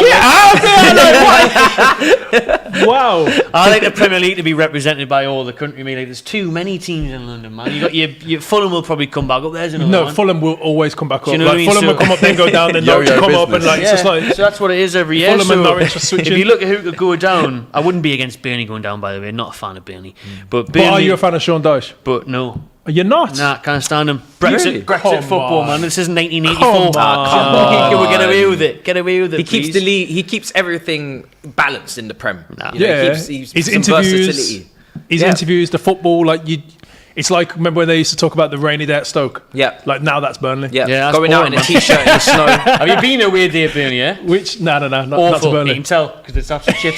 Yeah, I've heard bad things. I've been to Burnley, but not for the football. What did you go to Burnley for? I If was, it wasn't for football. Chip shop. I was performing. Drive I was through. doing a show. Oh, there you go. I was touring up there. Burnley. Big up. Yeah. But Burnley do have the chance still to, if they manage to get a win today, if they come back against Palace, they would go out of the relegation zone and Everton would drop in with the 5. This is the Everton, thing. it's Let's talk crazy. about Everton. A 5:30 kickoff today. Let's preview that one because if the other games around Everton don't go Everton's way, they could end up in the relegation zone before they kick off today against Manchester City. Luke, will they be taking a lot of inspiration and a lot of hope from Man City's last result, a 3-2 home defeat to Tottenham? Yes, but we all know what happens when Man City lose. They respond. They respond like the best. Like a madman. Like no other team responds. Maybe Bayern Munich is the only team that can respond like them. So I feel sorry for Everton today. Yeah. That is the quickest way of putting it. Yeah. Oh, Matisse, obviously Everton looking for some kind of result to turn their form around. Frank Lampard up there. I mean, a game at home. Listen, it's at home. Yep. It's at home. It's at Goodison Park. Yep. Everton have beaten Manchester City there before in the league, but do Manchester City get in slumps, or is it just a quick blip and then they're back to business? I don't think they'll get into a slump. No, I don't think Pep Guardiola will allow for that. And especially with Liverpool now closing the gap after the midweek win against Leeds, I think they know that, listen, this is a title race. This is not an onslaught. They're not far away and clear. If they want to have Champions League aspirations as well, you don't want another season of 98, 97 points again, which is what Liverpool will try and make it, because obviously Liverpool will be desperate for that title. I know you won one a few years ago, but now with the fans back in the ground, the extra motivation to go and win it in front of them would be huge. And as the chasers, I think to chase sometimes is easier than to lead, because as a leader, you're setting the president. You're literally you're under that pressure, right? You've been leading from the front now all that time. You're under pressure to secure the league title. So listen, it's going to be interesting, but I think City will go there and win. I just don't see how they drop points for the second game week in a row. It's just not going to happen. Convincingly as well, I would have thought, because Man City need that reaction. If they're going to be content, you'll be taken serious in this title race, which I'm sure they are. You go to Goodison Park, and I think it's a matter of how many not. Let's play devil's advocate, right? Let's say Everton go up 1-0 in the first 15 minutes. How do Man City react to that? Because let's face it, in terms of an out-and-out number 9, they don't have one. A lot of people are saying the reason they lost against Tottenham is because they didn't sign a striker, and that striker went on to win the game for Tottenham. So is that going to affect them in games like this? Not against Everton, I don't think so. No, I think with the firepower they've got, the whole season they haven't needed that number 9, have they? And you've got the likes of Grealish back on the bench today as well, ready to play. Apparently, we still need to see a lot from him. There's a lot still to come from Man City, which sounds crazy to say because they can offer so much going forward. Man City have had no issue scoring goals this season at all. I think every time they drop points or they lose, they are going to be questioned about that striker. But in that 13 winning game streak, no one questioned it. So we have to remember they are coming off the back of a ridiculous run. They dropped points Southampton, now Tottenham, and then they just need to bounce back. If they if they respond, which I think they will against Everton, who are still looking shaky under Lampard. You know, it's very interesting to see the way they're going to go about their business. We spoke about it a couple of weeks ago. You know, you've brought in Ali, you've brought in Van der Beek. How does this all look? They've been playing a 3-4-3. They've got too many good players to even be involved in this scrap. But listen, big teams have gone down before. I wouldn't be against Everton, it. They've never the been only team relegated that before. haven't been. Everton, the only team in the Premier League that have not been relegated. Unbelievable, really, when you think about it. A goal in the Championship, Nottingham Forest 1-0 up at home to Bristol City. Brennan Johnson with the goal in the 38th minute. Just seen a shot fly over the bar in the game at Brentford. Obviously, Brentford down to 10 men. Newcastle, they've obviously gone 1-0 up, but are they going to add to that? Well, we're very close to. John Joe Shelby there just putting one over the bar. You've got to say this whole half has been nothing but a Newcastle onslaught. Obviously Brentford down to 10 men, but even before that, and then sometimes, you know, going down to 10 men can work against you. Do you know what I mean? But I think with the style of play that Brentford try and play, not as extreme as Leeds, of course, but, you know, they always go out to win the game. So Newcastle are having chance after chance. They're going to need that second crucial goal, because with it being 1-0, Brentford will go into half time and still have a team talk and say, look lads, we're only one off this, you know, we can get back into the game. So it's crucial, the next goal, and hopefully Newcastle, for me, can get that. But another good moment there was seeing Christian Eriksen warm up, who probably come on second half. I'll tell you where 10 men works. FIFA. Oh my God, if you play FIFA and they get 10 men, they are the better team at that game. Oh my life. I should say as well that Arsenal... Oi! There's a goal.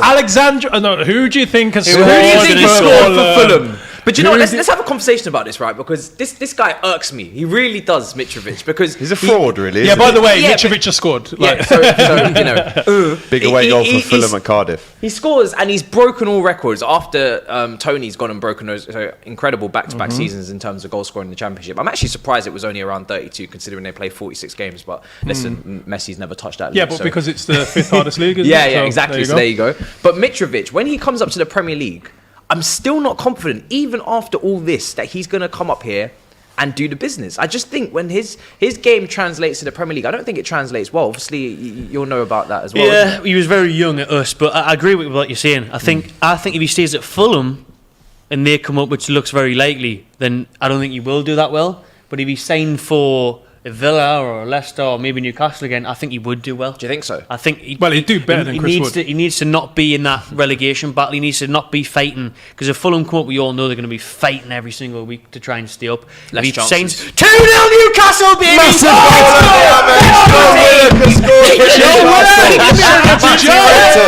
Let's go, Joe. Yeah, keep your Mitroviches, keep your championship. Newcastle are staying up, baby. He's checked. 14th. Yeah. Wow. Joe Willock, back-to-back games in the Premier League. Wow. Yeah? That's Joe Willock. a good example of a player who was good last season, makes the move. Jesse Lingard should have followed suit going to West Ham. Yeah, for sure. Yep. I'm about to see the goal now. It looks as if it's going to come from...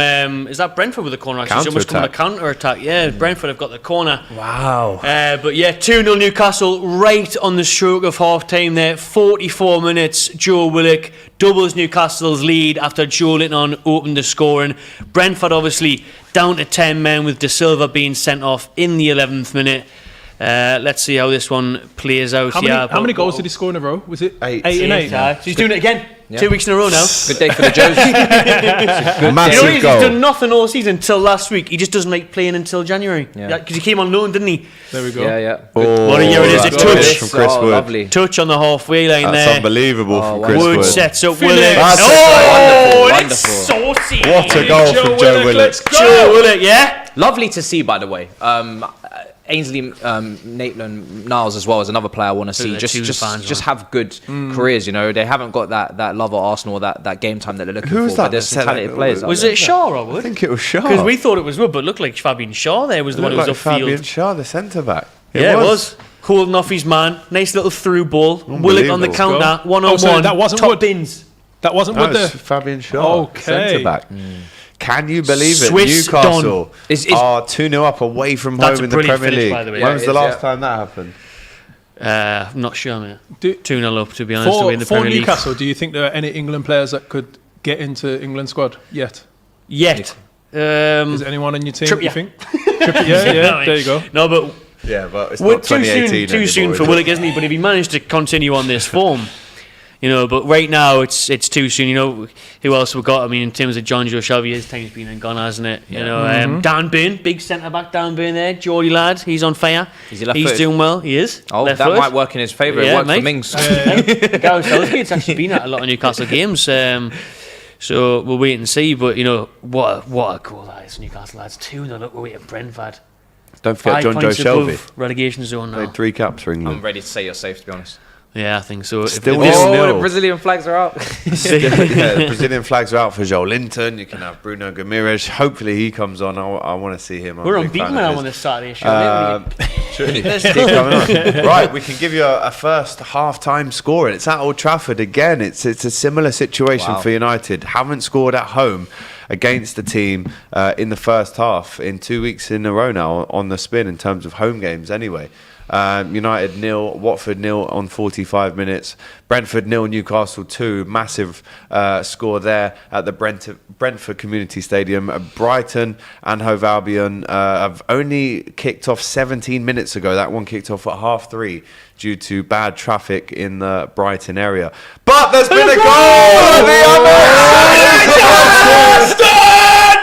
Matty Cash, what did I tell you? The right back. Oh yes, I've got this. I got it on my screen here. Obviously, we're a bit delayed, but yeah. Shout out to Matty Cash. Come on, you better boys! Oh yes, Massive score at the Amex. and shout out to Huddersfield as well because they're beating Blues 2-0. So yeah, Matty Cash puts Villa 1-0 ahead. Stevie G will be very happy to see that one fly in for Aston Villa. It's a massive goal for Villa. Only 2 wins in 12 games. Can they turn this one around today? Well, they're doing a good job so far. Don't say that out loud, please. They are 1-0 up away from home. Like I said, only 18 minutes gone in that one there. Matty Cash scores after what seems to have been a good start there from Aston Villa away from home at the Amex, which has been a tough place to go to recently. I know Liverpool drew there last season as well. Talk to me about the goal Matty Cash has just scored. You might want to turn my mic down. Oh my god! So the ball gets crossed and it goes to the edge of the area. How has he got it writing on his shirt? Matty When does Cash he ever score? half volleys He's it. had it on for months. Matty Cash half volleys it from the edge of the area and it goes bottom bins. But that What a goal! Is Cash a scorer of great goals? No, No, he's this not. is what I mean. No, he's not. But he used to be a right winger. Oh, okay. I thought I've seen him score a if you nice see- goal before. What but a banger! Oh yes, Matty Big Cash. goal there from Matty Cash for Aston Villa. Let's B-Tech Jack Grealish. yes. Yeah. Good main game Right, from so the look, Villa coach there to delay the traffic. Out to the edge and Odom. Maybe it's a great it has Great goal, worked in post and Villa's in. favour. Matty Cash. Love it. Love big to up to see it. Matt Bradley, who says Cash with a finish like prime Luke at goals. Matthew Oi! Bradley. Yes, Brad. Yes, Matty. Yeah, that's what I do.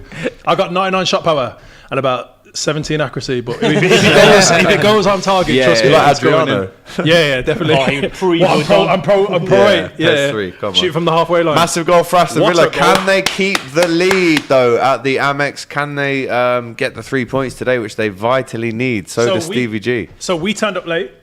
Villa have turned up late, and it seems like it's affecting Brighton. Yeah. Well, they were ready to go, weren't they? Yeah, Pretty they much were sitting ready to around go. playing with the thumbs, mate. You know? Yeah. Use what Aston Villa ready. just on the coach playing on the They were, Nintendo Switches. they were opening and closing the gate on the Yeah, coach. Aston Villa were. Don't worry about that. Right, a really good Matty Cash first got a yellow half card as well for his celebration. for a celebration, which probably isn't fair. I've never That's agreed an with that awful rule. rule. that Yeah. one. No, rule. you can't say it's an awful rule because the only reason I'm saying this is because obviously if you're a business point of view, that everyone's looking at your Oh, sponsorship. mate, do you think I when care you- about mate, that? bollocks, Yeah, but bollocks if you to that for owned 20 it, if seconds. you owned it, your Mate, T-shirt there's that no you way. got, your T-shirt that you got underneath there. this Go on. Go on. If somebody if that was on the front of a football shirt and they took it off as they scored, for 5 seconds? Yeah, That's you would be 5 happy. seconds out of the 90 minutes, mate. on after. Nah, I personally wouldn't. Nah, it's bollocks, man.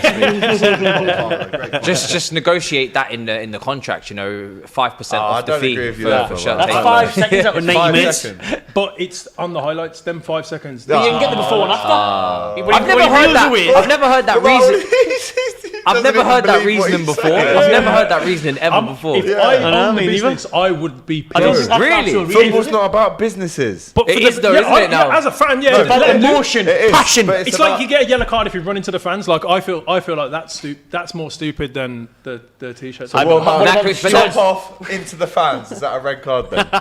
well, It makes it. it's two yellows If you take your if it's top off and then Martinelli, you innit? dive into the crowd, then yeah, it's a red card. It's gonna be a red. Two No, yellows. I'm not agreeing with that. Shirt off and diving in after a last. The game's gone. Who, The game's who gone. was the ref that gave the double yellow for Martin? Oh, for Arsenal. Is Is it Kevin Friend? I don't know. Mike Dean. I'm just going to go through the names here. It was. Either way, Clooney. It was the bigger fella. What's his name? Anthony Yeah. Taylor. No, Yeah, Steve it's Tapman. It's coming Steve up on Clattenburg. the Michael Michael Oliver. Michael Oliver. That's it. Yeah. Geordie You boy. just keep running through them. You get there eventually with these. Geordie refs. boy. Yeah. Oliver. Reggie Shimmer says, "Turn his mic down, man." Yeah, apologies, man. Like that's how I get. That's how I get. Very excited. Listen, you're excited when Aston Villa scored. Do you know what? It's great as well to have two guests on that are Their actually teams are watching their team. Where I things know are going you were well there as well. last week. Yeah, You yeah. celebrated a bit You know prematurely. what? You'll agree with me yeah. with this. I don't feel like you being a Liverpool fan and you being a Chelsea fan actually know what it's like to support a team that's in a fight. Yeah. My team were fighting for their Stressed. stadium only a I'm pound. fighting Don't you for the remember? title, bro. No. Fighting for 4 trophies. I was there on the front line. Listen. You don't know the struggle. Listen, there's a title fight. How dare you? There's a title fight, but then there's a relegation fight. You don't know about the trenches, Have you man. have you ever had to take a pound out of your pocket and say, "To my stadium"?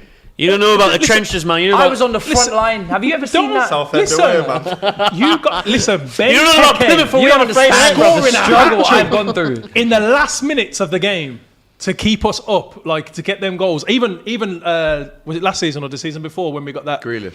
No. When we shouldn't have got that goal because the goal line. against Like you guys don't know about that. Like that feeling. Yeah, but bro, we were in a relegation fight under Roy Hodgson. Roy Hodgson. What, Liverpool? Yeah. Oh, get out of here, man. 2010. Get out of here. We're almost At the start First of the week of season, September. when everyone's in a You relegation lose your scrap. first game of the season. We're in a relegation fight. Yeah, you don't know about that. Well, Like, stressful. Sorry that my mum But like worked on Arsenal the this year, cop. wasn't it? They're doing the first three. and handed it down to me. What are you going to do? Right, let's talk about a big debate that happened recently. You were involved in this as well, in the round table. Great debate. Debate show. That wasn't actually part of it, but Doyle and Lewis have debated recently about who's the better centre back. Oh, that Is it one. Thiago Silva or is it Virgil van Dijk? You know what my answer is going to be, but let's see them debate about it now in preview to what is going to be a big game tomorrow at Wembley in the Carabao Cup final. Listen, lads, Sunday's going to be the definitive win. The definitive Klopp is better, Liverpool are better, Mo Salah is better. Who have you got that you're going to contend with that player there, lads? Bro, I'll be real. When it comes to the attack, you lot can have all the plaudits of that. When it comes to Fair play. defence, please only speak about the team with least open play goals in the top 5 league this season. I'll say Liverpool have been shaky, but lads, come on. Virgil van Dijk, Matip. Thiago Silva, Christensen, I'd take Rudiger. Virgil over them every time, lads. I really I'd take would. Thiago Silva over them as well, and the standard is high with the pair of them. But like I've always said with Chelsea, we have 3 of the top 5 defenders in the Premier League, in my personal opinion. I'd say Liverpool have got 2 of the top in the league as well, if not 3, with Konate coming in as well. Lad, he's a fantastic player. Yeah, and Matip defo flows under the radar for you guys as well. But the same thing goes with Christensen and Rudiger for me too. They do go under the radar, but there's a reason why Virgil's put at the pinnacle of football defending, because he is the best, lad. He is the person to live up to. And if he's on his game on Sunday, lad, there's no one that can beat us. 100%, but there's a reason why Thiago Silva's known as one of the best defenders of all time. Yeah. Not even recently. And Virgil van Dijk's peak is up there. We ain't even going to try and mock it. Like, he's one of the best defenders that we've seen in the Premier love you, League. lad. He ain't Thiago Silva. He's better, that's why, lad. No, he's not He's better better than footballer Thiago than Silva. Thiago Come on, Silva. Matt. I'm trying to be respectful, and you're trying to tell me Van Dijk is better than Thiago He is, lad, Silva. yeah. I know people watching this will agree with me. Interesting debate that was between Lewis and D-Man Doyle on DR Sports. You can go back and watch that as well to get excited for the big one tomorrow. Right, I think it's finally time for us to review the combined 11 between Liverpool and Chelsea that we came up with yesterday on the COP. Oh, it wasn't even yesterday, it was Thursday on the COP TV. We did a nice early preview. We already chose a team, so we might as well run through it all and then step back and let the neutrals decide whether we're right or wrong, okay? right? Yeah. I think you've got a better memory than me. So who do we have in goal? Of course it's Mendy, See, right? he said that, It was but Mendy, wasn't it? I personally think we should throw it open to the table again and let these two decide. You do realise if you I'm rely gonna say upon it's me, Allison, but I'm going to let. I'm gonna Luke renegotiate. and Matty go. No, we're renegotiating. We've already decided. That I'll was on the Goal renegotiate. TV. We're on DR Sports now. Honestly, I think that I've got more back in here now because I'm honestly, on a I neutral think that's channel. the hardest decision. That is really That is the difficult. hardest decision Allison, out of all of the players in the team. That is very hard. Take the lead, Luke. AFCON winner, Champions League, Prem run. winner, Champions League winner, Best Golden Glove goalkeeper, winner, FIFA Who's rating. conceded the least at the moment? Allison. That's because of the Liverpool defence as well, though, isn't it? Yeah. But, See, that's what But I you was know kind what? of leaning Hella towards clean in terms of sheets. Liverpool's defence. Hella But clean sheets. if I would, but Alisson's Mendy's made so many cracking saves, Yeah. and he played amazing in Cinematic. AFCON as well. Alisson's had more errors to goals this season. Oh wait, than wait, Mendy as is well. that just because Not of true. is Has that goals? Yeah, I I think mean, so. no. Is that goals conceded to assist games? this season, goal last season, and do assist like the the goal. season before. Wait, because obviously Alisson's played as Liverpool have kept some more clean sheets, but Mendy was just off at AFCON. So what's Yeah. the biggest percentage? That's what It'll we need probably to know. still be Allison. If I'm do you know what it is in honest. terms of for me? I'm still going to go Allison. I would go Allison. For me, over the last year, you got to go Mendy. Champions League winner, AFCON, Club World Cup. Big part of all Great of those. comments here. Saving Big up to penalties. Allier saying Allison better, Mendy clear. Allison is better on the ball by far. Allison overall for me. Matisse will be crying soon when Chelsea's money will be gone to the government. Mendy has to be in there at least. Mendy, it's 50-50 in the comments, to be honest with you. Allison obviously a goal scorer as well, Luke. So let's remember that. You know what? Great assist from him to Salah the other week. No, what was it last week? On Wednesday night. Yeah, Or last week. I'll just get as painful as it is. I will go Allison. Why is that And painful though? Because I feel like that's the hardest It's a tough- decision. it's a tough That one. is the hardest It's decision not we're gonna painful. make. We're gonna make out of this whole team. Okay. Right, listen, guys, let us know in the comments. Maybe we should put a poll up. Is it Allison or Mendy to really decide it? But I think, look, there's 3 people against 1. I think we're going to go with Allison, bro. I can't lie. This is so Right back and left I back. apologise. It was a hard decision. Right back and left back. We'll just put them in now. No Yeah. point talking about it. Oh So- yeah, There's no Trent. point talking Sweet. about it. Centre backs. Obviously, Virgil and Matip, part of a pairing that have kept the most clean sheets this season. Matip scored the other day against Leeds, a great goal. Easily been better than Van Dijk, in my opinion, this season. But then on Chelsea side, you've got Rudiger and you've got Thiago Thiago. So, Pick one each. But you've got but they play 3 at the back, don't they? Okay, but in this team, we're going to go 4-3-3. Yeah, I prefer to go 3 at the back just to Well, get extra we- players in. But that's to suit his narrative. That's to suit his narrative. But we We'll have go played a 4. 4-3-3. We have played a 4. So Go who did you just 4-3-3. go for? Trent and Robbo, and then in the Yeah. middle, we went for Van Dijk Silva. and Silva. Yeah. Yeah.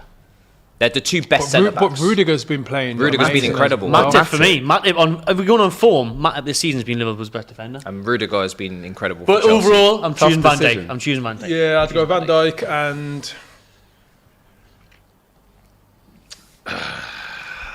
Oh, this is depends tough. if you want Bear pace. in mind, Lewis. Because if you go Rudiger and Van Dijk, you've got pace at centre back. But bear in mind, yesterday on that debate, But then I'd Lewis probably go did say Silva. that Chelsea have apparently 3 of the best 5 centre backs in the Premier League. So what are we saying? Thiago Silva is a generational centre back. You can't have a team. Listen, I we're don't always think going to go with our players, but it's these guys who are going to give the deciding Well, vote. you said pick one. I'm picking Van Dijk. Yeah, I'd agree with Van Dijk and Second one, Silva. Silva. yeah, Silva or Rudiger. So I'd No, probably, no, give me I'd go just to make the team. I'd go Silva, but I'd be happy with either of them. So I think we're agreeing that it's Van Dijk and Silva, are we? Yeah. Okay. You're outrunning them at the So minute, mate. right now it's Finally got a 4-1. player It's in. 4-1. Let's get into the midfield. For me personally, we chose Fabinho, Kante, and Thiago, didn't we? I think so, yeah. Oh, I thought when you just said you picked But I think Fabinho, I thought you was going to say Kova. like Kante was not in the No, team. no. This is where I was. Fabinho, Kante, sneaky shout and for Thiago. Kova. No, not ahead of Thiago. There's no way. Who did you say? Kovacic. Kovacic, Sneaky yeah. shout. There's no way. Who? Yeah, Kante's definitely got to be in there. Fabinho's got to be in Fab's got there. to be in there. Yeah. 100%. Shout for Henderson to be in there. Yeah, No, like- not over Kovacic. No chance. Oh, Absolutely over not. Kovacic. Not- What, not that a one chance. fluke goal you got against Kovacic, Liverpool? Jorginho, It's not about the Get goals. over it, man. It's not about the statistics. Who of is these playing players. centre You know mid at the Thiago. moment? Who is playing centre mid at the moment? Kante, Kante and Kova would be your obvious. Kova would be your standout. He's been Chelsea's best centre midfielder this season. He's the guy. Only because I'd want more. I know Fabinho can attack, But just because I want more attacking, goals in 8 games. attacking centre midfielders, I would probably go for Kovacic over Fabinho because I've already got Kante there. Kante will just do But we're the having cleaning up. 3 midfielders here. Yeah, so you I can- want you two. can I allow- want 2 slightly attacking midfielders. So Kova's give gonna carry me the your ball. 3 then. Kante, Kovacic, and for his form, I'll put you can still have Fabinho in there. I'll just take Thiago out. Thiago all day over. Yeah. I do love Thiago. I do love Thiago. But if you What a want to, footballer, if you want by to the talk way. about form, Kova's in good form though. Thiago Hey, a bit injury What's your prone. 3? Fabinho, Kante, and Thiago. So I think maybe we stick These with two what we host had. together too much. They think Stick- alike. Nah. No, it's just sense like the form that Fabinho's in. Kante is always the first one in there. Yeah, and then I hope- Thiago's I a hope game Kante changer. was your If you're first pick in that struggling- midfield. That's look what at I'm last getting week at. against Yeah. Norwich. 2 games in a row. Look he's at come last on. week against Norwich. Liverpool struggling. Thiago changes the game like that. True. So what are we saying? The same no, midfield that we picked? Jorginho at all. Nah. He's not even discuss it. Fraud, man. This season, if it was last season, then it would For the be penalties. a good discussion. If but it was a this team of season- penalty takers, he'd be in there with Milner, Yeah. but he's not. Right, so we're going with the respect the Ballon same. d'Or, Sorry, please. bro. Respect the Ballon d'Or. I appreciate it. I did win it. So we're going with the same midfield that we agreed on Thursday. I think Kova Yeah. should be in there. I think Kova. Okay, but you didn't Yeah, get we the can go vote. with the same team. So we're going to go Kante, with Thiago, and Thiago, Fabinho, and Kante in the midfield, and then up front, there's a genuine option here to just go with the 3 Liverpool. There's players, to be there's honest. no conversation here. There's no conversation. So Did you are not we- try and trick one in, did you? What did you Who do? not even would trying to get I Havertz in there. possibly sneak in? Even Diaz. Jota has 12 goals this season. Mane has 12. Werner and Kai have 13 since the start of last season combined. Wow. So it has to. Should we just put Mane, Salah, and Jota? You can put whoever you want. There's 3 Liverpool. I mean, players. There's no conversation. Don't make Honestly, there is no don't make an conversation. argument for argument's My sake, argument is Firmino. So There's no convo for me. Not now. I'm not Not, gonna lie. on form. I just feel like right now. he controls the game regardless. So he allows Mane and Salah to do what they do.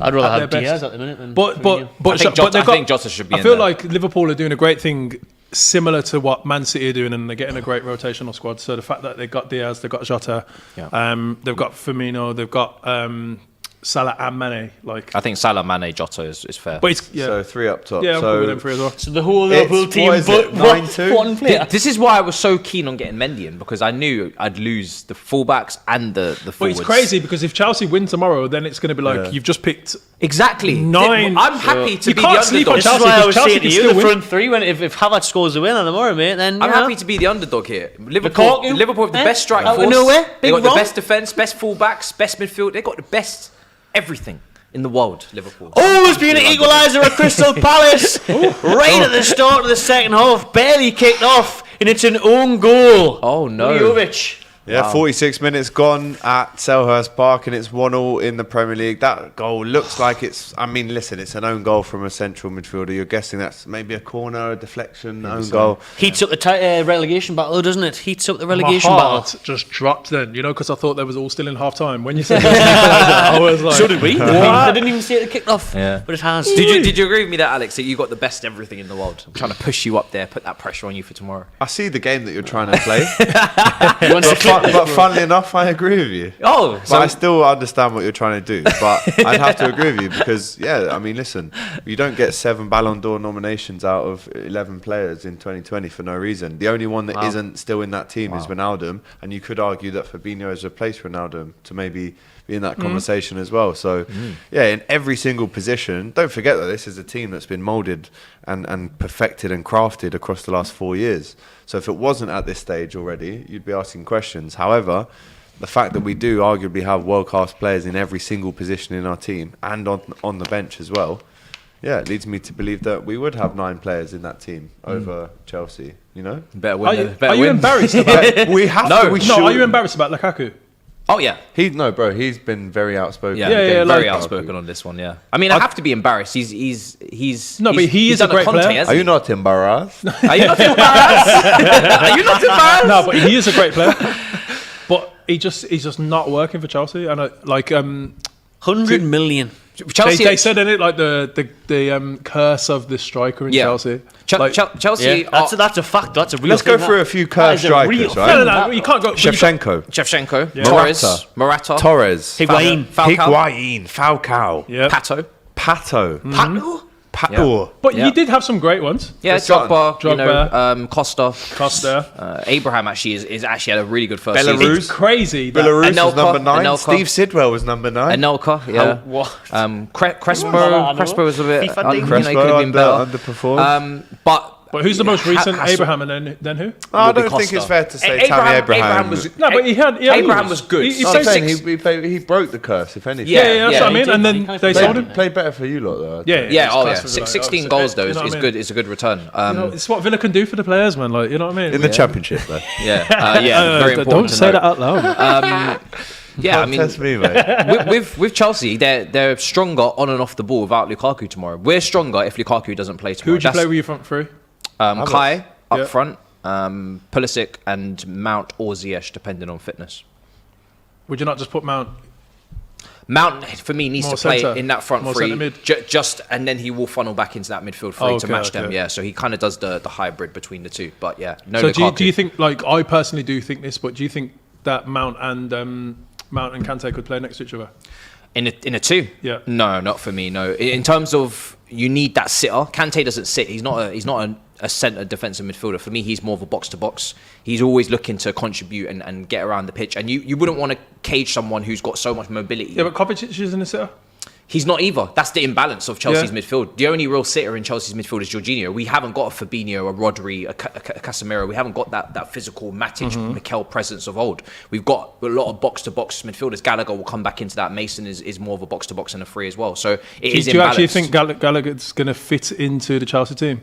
It depends on the way we set up. I think if we get another sitter and we go over 4-3-3 and allow Gallagher to get into the box, then I think he'll play very well. But Gallagher's season has been off goals and assists. If we put him too deep, like he was at West Brom, we're not going to get the same Gallagher. He might do a decent job, but it's not going to be the same player. So it all depends on how we set up. He may be better to go elsewhere and continue to play week in, week out. You never know. Yeah. In the comments, Cassie Gascoigne says she'd have Ngog back over Lukaku. And that's saying David something. Ngog. David Ngog. Oh God, yeah, I remember him now. He had a Bolton French legend. striker, yeah, Bolton, yeah. Bolton legend. Liverpool. Have a day off. Big up to Navarre, who says Lukaku, and he's got the boot emoji ×4. I guess this is referring to the fact that people assume that Lukaku plays in Timberlands. Yeah. Jeans. Yeah, I mean, at the moment, Flare jeans. he's not even really playing at all. He's not getting involved. He had 7 touches last weekend. No duels successful. He's not really winning any headers, any ground duels. So he's a bit of a distant figure in the team when he does play. I would honestly, if he doesn't improve, I'd cut the losses in the summer. Interesting. We did ask you just recently, by the way, who you thought the best goalkeeper was out of Alisson and Mendy. I have to reveal to you now that the results do not make sense because Alisson has got 50% and Mendy's got 49%. So where's that other percent gone? Hey? What's Hey, going on there? That's what I mean. going That's on why there? it's so hard to decide. I'm not great at maths, but I know that's not hard. But this is what I mean. It is a 50-50. Inconclusive. I feel like that as a goalkeeper, it is a 50-50 decision, depending. Like, are they But the guess two? what? Are This they the is the two madness. best? It's out of them. If you was to say them two and Edison, are you putting they're Edison third? They're the best three. I'm not sure about that, but guess what's going to happen on Sunday? Alisson isn't even playing. Kelleher's playing. True. Is he going to stick What? with that, is he? Kelleher's playing. Cup He's keeper. confirmed it. Kelleher is starting because Klopp he's likes played in his every cup game in the goalkeeper. League Cup so He far. does this like season a for cup Liverpool. keeper Klopp, doesn't he? I rate that. Okay. I respect it. Giving him the chance, he's proved throughout the tournament that he deserves Well, to he's be done there. more than but enough it's, to tell the team. It's a that- risky one, though, isn't it? When you come up against in the He final the hasn't won a best. domestic cup, Klopp, has he? Yeah. Yeah, comments in the comments now saying this has been rigged, this vote. I would tend to agree. I do think this has been rigged because simply it doesn't make sense. This is like some Trump vote. So then you're going to have to change your team anyway. You might as well put Mendy in there because he's not playing. Yeah, but is Kepa going to play tomorrow? No, for me. I don't No, think not for you. No, Forget what I you don't think. think Tuchel will be. Kepa may try and play himself. I don't Everyone think- on the pitch he'll will be try. doing this. I don't think But let us on. I don't think We're not saying Tuchel will this. be as sentimental as Klopp will be in that regard. Tuchel, the only one final we've started Kepa was the Leicester game, and he unfortunately conceded that long shot to Tielemans. It was a Reece James mistake, but he couldn't reach the top corner. So I think if you wanna win these cups, and especially when we're coming up against one of the best attacks in the world, the differences are very minimal. So that extra little bit of reach for a Salah, far corner. You know, If it goes to penalties, though, then you can sub you on see? Kepa. Is Yeah. this right? So you're Yeah. saying Fifth sub. out and out, Kepa comes Kepa on comes if there's straight a on. penalty shootout. Yeah, Madness. extra time comes on. Fifth And when you sub. say fifth sub, is it confirmed? We've both got 5 subs tomorrow, do we? Yeah. Kepa's no Mignolet. What have you just said? What have you just said? do we have 5 subs? Or is it 3 and then an extra? Sorry, I extra. think I just Yeah. heard the most Three wild thing I've extra. ever heard on the Saturday Football Show. Sorry, say that again. I'm What messing, man, do I'm you mean? messing. Okay, so I'm he's messing, joking. I'm messing. Three and an extra sub. Sorry, so fourth sub. I think it will Okay, be. Yeah. fair enough. Ali saying, AGT thoughts on Klopp, saying he lost his last visit to Wembley, but he usually wins on his 3rd visit. Let's try and shorten that down a little bit, Klopp, to not make it so we have to wait 3 times to get a goal or a win. But yeah, he's lost. He has lost twice. Once with Dortmund in the Wembley final, yep. against Bayern Munich, Robben, and once to Man City in 2016 in the League Cup final. And funnily enough, he wore a suit in that game. Wow. And then he wore a suit again in the Europa League final. And everyone's saying, you've got to stop wearing suits. Since then, Superstitions. he's been in his tracksuits. And he was saying tomorrow night, even if he's in his swimming trunks, it doesn't matter because That'll be he's there interesting. to win the game. Wear the suit, man. Get the Listen, swimming trunks on. wear the Get the swimming suit trunks, if anything. Swimming trunks and the cap. Just don't wear a white suit because we've seen how that goes for Liverpool players before major cup finals. The Spice Boys in '96 losing to Manchester United, of course. So please don't wear a white suit. If you're going to go with a more casual look, I know he likes the snood a lot. He gets cold standing on the side. He likes the hat. I just keep it how you're doing it, to be honest. You've won change about what's 9 not games in a broken. row, so just wear the trackie and be done with it, to be honest. Cannon Fodder says Keller has been class, which he has been. I definitely do think that he's deserved his starting place in the final, so can't have a go at him. Just like to stop you there. Well, I'm going to AGT. come to you because I've just seen it myself. Go on, then. Matty Renton, let's go to Brenton because it looks like there's a big man coming off the bench for Brighton. And absolutely.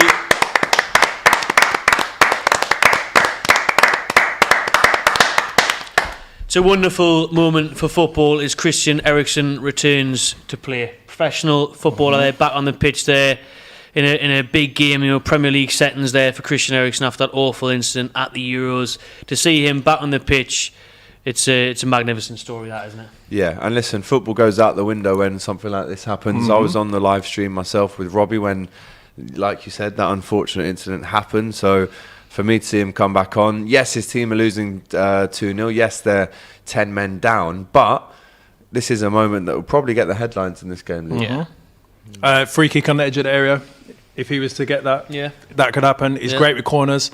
I feel like he's just a game changer, and like the way he finds himself in the pockets, and hopefully he has a good game. I know obviously they've got 10 men, but let's hope that he can make the difference. I know you still want Newcastle to win, but if Yeah. they was to win 2-1 and Eriksen was to get the goal, it would be Yeah, it'd be an definitely amazing take that. result. I think hearing from Thomas Frank last week as well, you was saying he's by far the best player at Brentford. He says like everyone in training is just in awe of him. His ability, his skill, his professionalism. He's 2-footed. So he's anything- he's an incredible talent, and I really hope he does get back to his best of what we know how good he can be. And it's just I just massively admire him coming back to play and coming to Brentford. From Spurs to Inter Milan to Brentford to get minutes is remarkable. And like after that incident, a lot of people would have just thought, I'm just going to relax now, I'm just going to enjoy my retirement, I'm going to sit on the beach in Dubai for the rest of my career. He's came back to graft for Brentford in what's turning out to be a relegation battle. Yeah. Nothing but respect for Christian Eriksen. Yeah, someone that truly loves the game, and Tottenham never replaced him. That Yeah. creativity No. that he brought to that Tottenham team under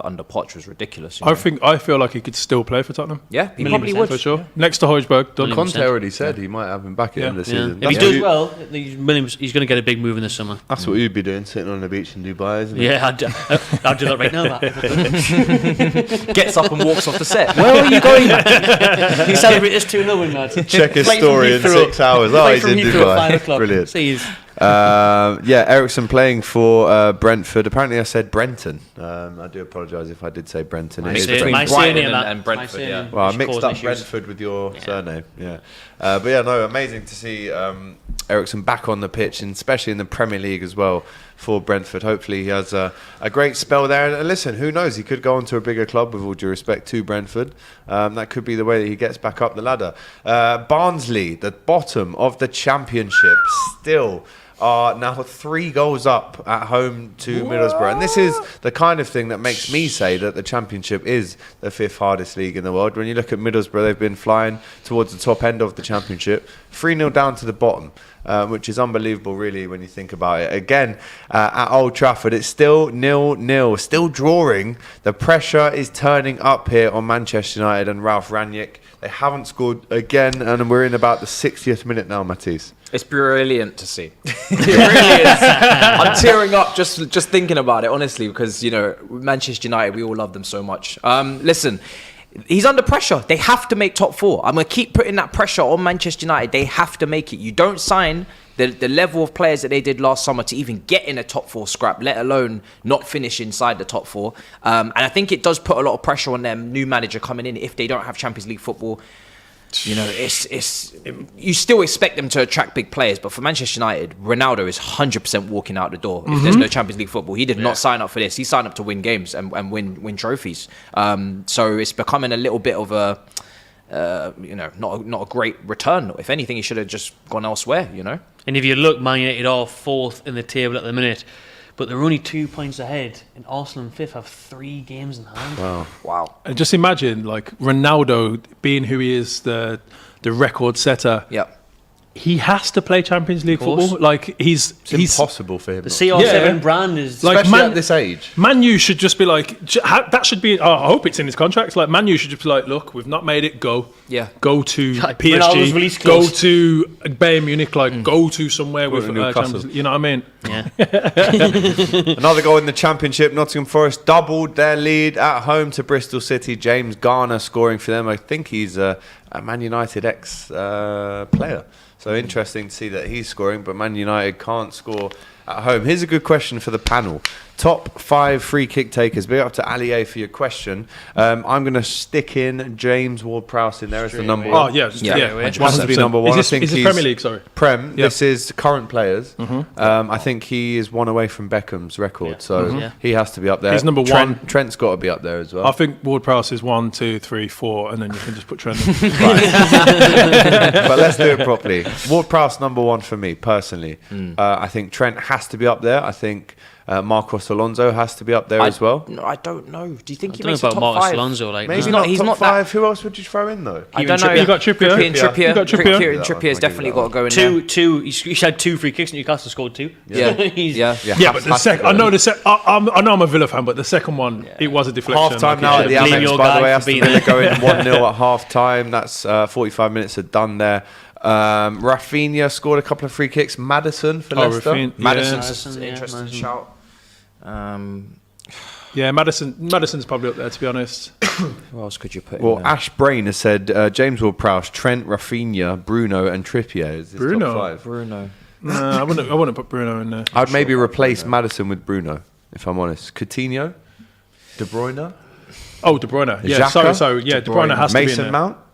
Nah, Mason doesn't really take our free kicks too often. We don't score many free kicks, Chelsea. That's why I'm not really having any Chelsea players in there, to be honest. We're quite poor on Who that. takes them for you? Alonso takes them, but he If he's doesn't on the score pitch, many. though, He doesn't he's take not- many. he's He not doesn't on the score pitch many all the time, though, yeah, is he he? doesn't score many. Sometimes it's sometimes it's Mason. Sometimes Reece James is over them as well. We don't really have great free kick takers, if I'm honest. We could be much better in that regard. Let us know if you agree in the comments. We're going to go with James Ward-Prowse, Trent. I think Rafinha has to be in there. He scored a couple of decent De Bruyne. ones for Leeds. De Bruyne. De Bruyne Trippier. and Trippier's Trippier. definitely got to be in there. That is our 5. Let us Yeah. know in the comments if you agree or Who did you say third, if you sorry? disagree. Who did I say third? So I said Rafinha. Rafinha. Yeah, Bruno, Rafinha third. Trippier, No, De not Bruyne, Bruno. Ward-Prowse, Trent, Rafinha, De Bruyne. De Bruyne, and Trippier. Yeah, I'm happy with that. No, I'd go with that. Odegaard in there as well. Needs to do it on a regular basis. Eriksen, to be fair. Yeah. Eric Dyer does take them as well. Scored for England before. Eric Dyer. 2018, good times. Yeah, I was very there. good times. Indeed. Trent isn't very good at free kicks, says Motasir Ali. Listen, Trent is very good at anything you ask him to do, I would Pretty say. Free kicks, Apart listen, from you maybe defence get... sometimes. Well, I knew you were going to say that. Would it not be wrong if I didn't say that? I don't feel like he's a bad It's a defender. lazy I just feel like narrative. I don't think he's a bad defender. not bad. I just He's not- think he's not I that- just he's think not that that bad, because he plays so high. At everything else, that is the one weakness. Yeah, because he plays so high up the pitch anyway. most of the time they attack, he's that far behind.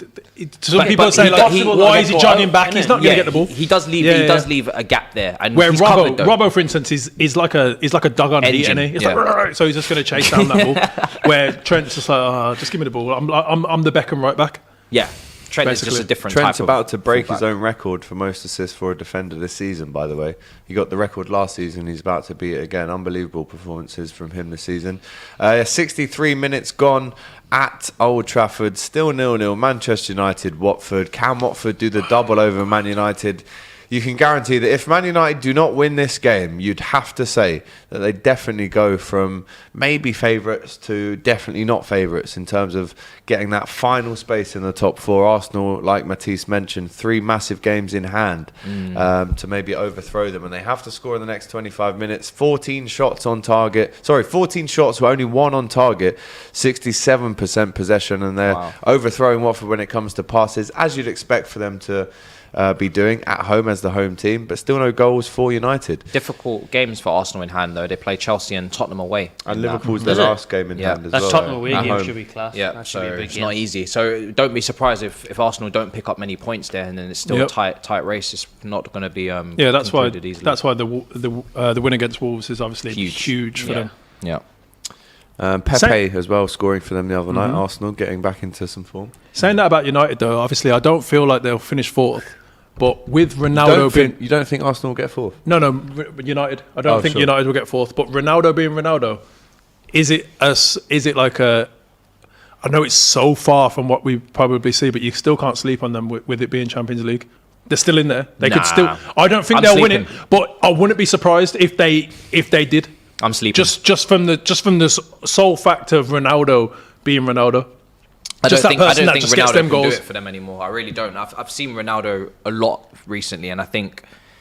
He Listen, did it for them can in the still be knockouts. clutch. He can still be clutch, but I just think over the Champions League now, the times of Messi and Ronaldo dragging their teams through the rounds, I think it's over now. There's too many new.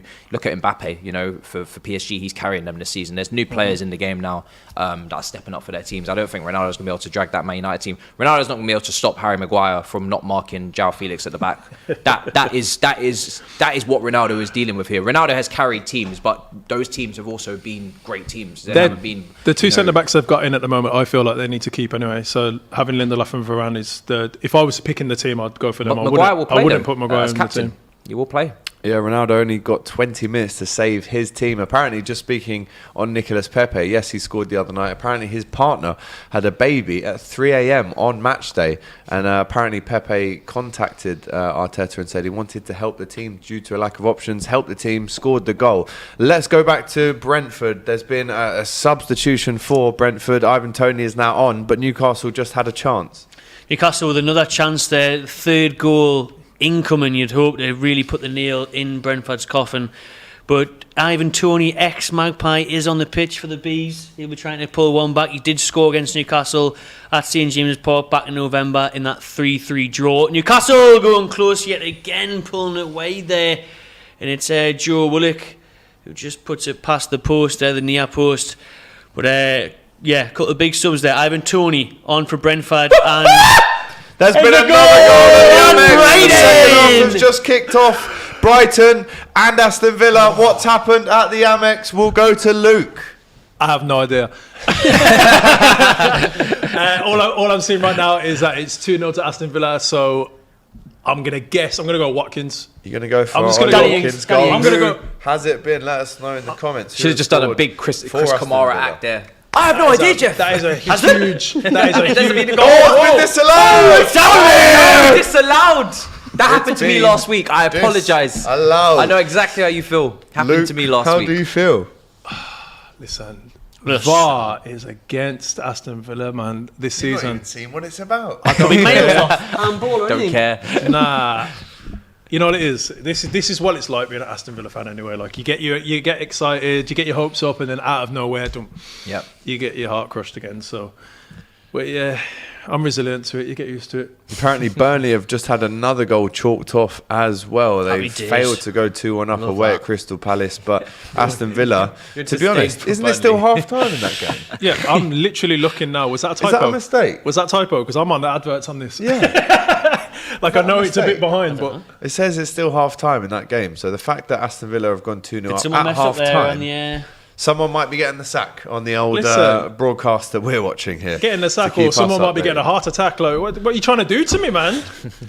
Wow. But Just to confirm, Bruno Aston Villa, Guimaraes 1-0 is on the up. pitch for Newcastle. He's actually going to play more than 2 minutes for a change. So let's see how he gets on with the remaining 25 minutes or so to go at Brentford. A great time for him to come on, actually, Matty. You're comfy, 2-0 up, comfy, you've yeah. 10 men against 10 Controlling men.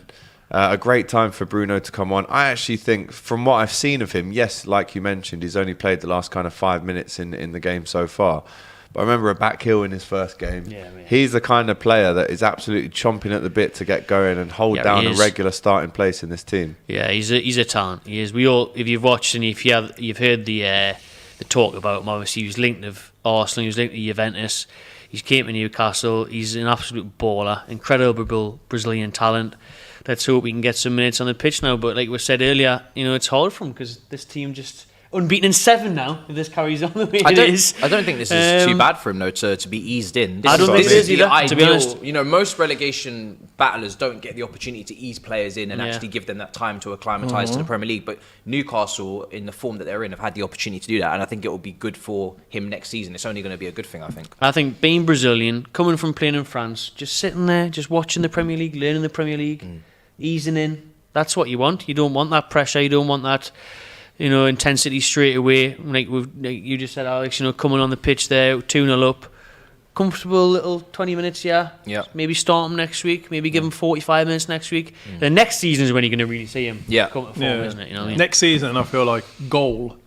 It's like Goal the movie. Yeah, like Goal the Santiago movie. Muniz, mate. Really comes back to the Premier League. Haven't they got someone called Santiago Muniz? Yeah, they do. Yeah. He's actually called From Mexico. Santiago Muniz from Mexico. He played for the under-23s the other night, scored a penalty. Someone's seen his name and gone, hey, bit of PR, lads. Let's buy it. 'Cause he sounds like that good bloke from Goal. He only works in the factory, doesn't matter. Get him on. Hasn't Make him even a got pro. any boots, Get him man. on the pens. Unbelievable. Right, just to round off those scores for you as we approach the latter stages in the second half of the 3 o'clock kickoffs in the Premier League. Brentford 0, Newcastle 2. What a result that could be for Newcastle. Crystal Palace 1, Burnley 1 in the game at Selhurst Park. 20 minutes to go there. Brighton, Aston Villa is 1-0 to Aston Villa away from home. It's still half time in that game. How can we have a VAR decision? This is the thing. How can we have a VAR decision at half time? Yeah, how is This this? is the thing. Should Someone's that- was messed that up. happened? Someone's Was it messed a up. mess up? Someone's Stranger messed things up. have happened. I'm out here Yeah, watching that's adverts and I'm seeing a score 2-0. Like, Yeah. what's going on? Yeah, someone yeah. had a nightmare there.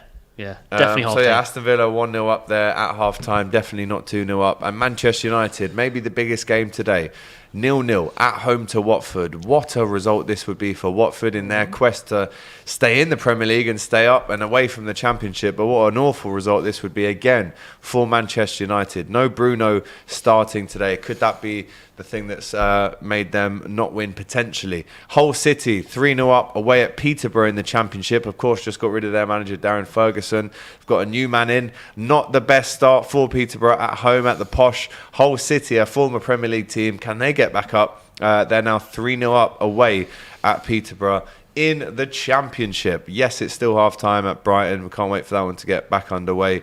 But what's your predictions then for the rest of these games? I mean, are they close? Without giving too much away, are they close to what you predicted? They are.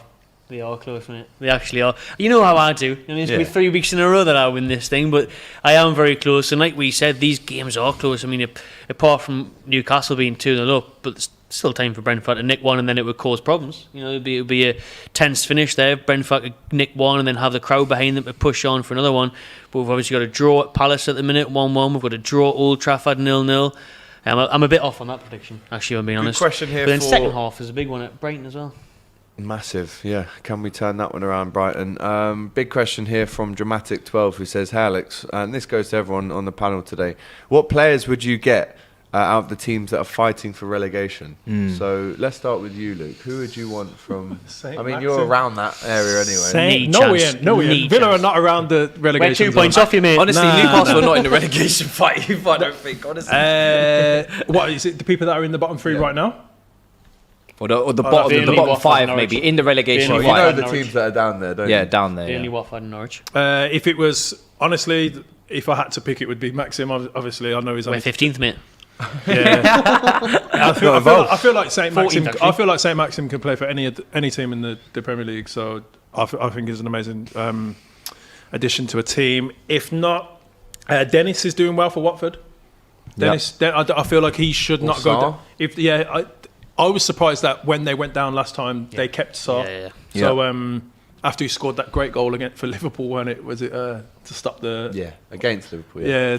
And Norwich. Nah, I wouldn't have anyone from there. Max Aaron, right back. Nah, we've got Matty Cash, bro. Matty Cash, Yeah, great goal today like- for Matty Cash. Everton. Burnley. Everton's an absolute Everton. You can. Yeah, If you can Burnley loads. score in the second half at Selhurst Park, Everton would be in the bottom You three. take quite a And few, Leeds, I think, Rafinha. Rafinha, Leeds. There's your answers there from Luke.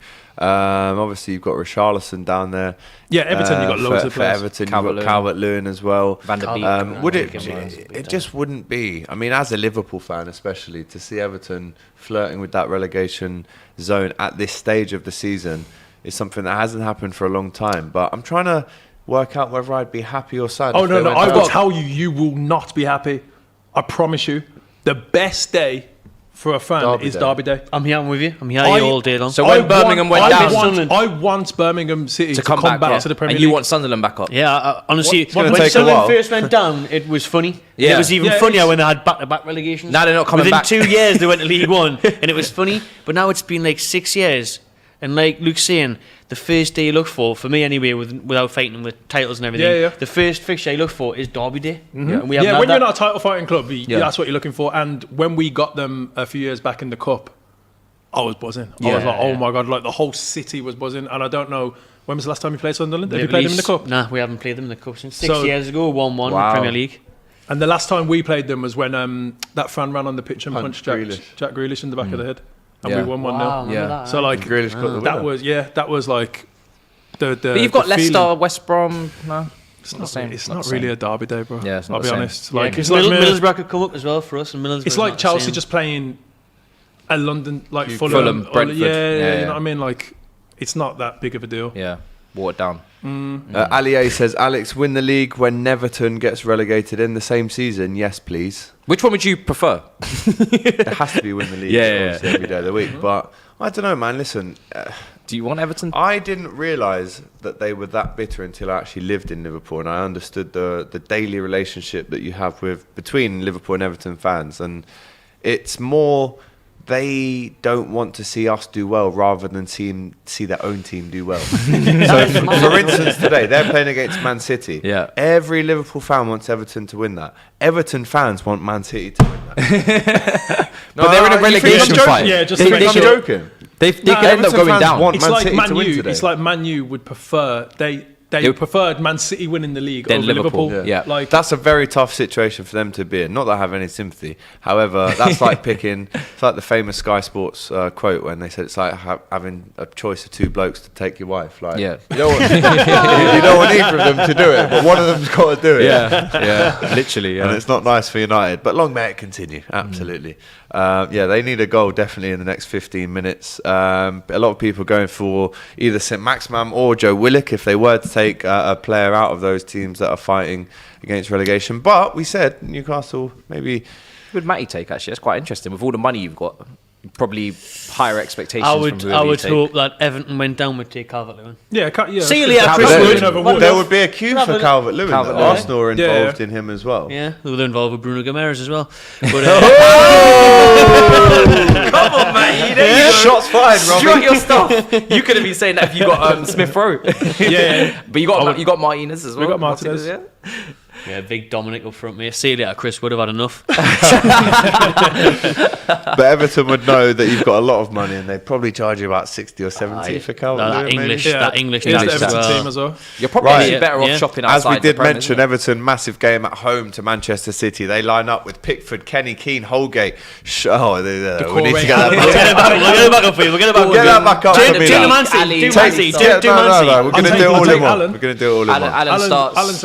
Alan's a great addition. Right, the lineups. Everton line up with Jordan Pickford in goal, who obviously has been in a bit of trouble recently surrounding a little bit of a skirmish in a pub surrounding the fact that he has small arms, allegedly, of course.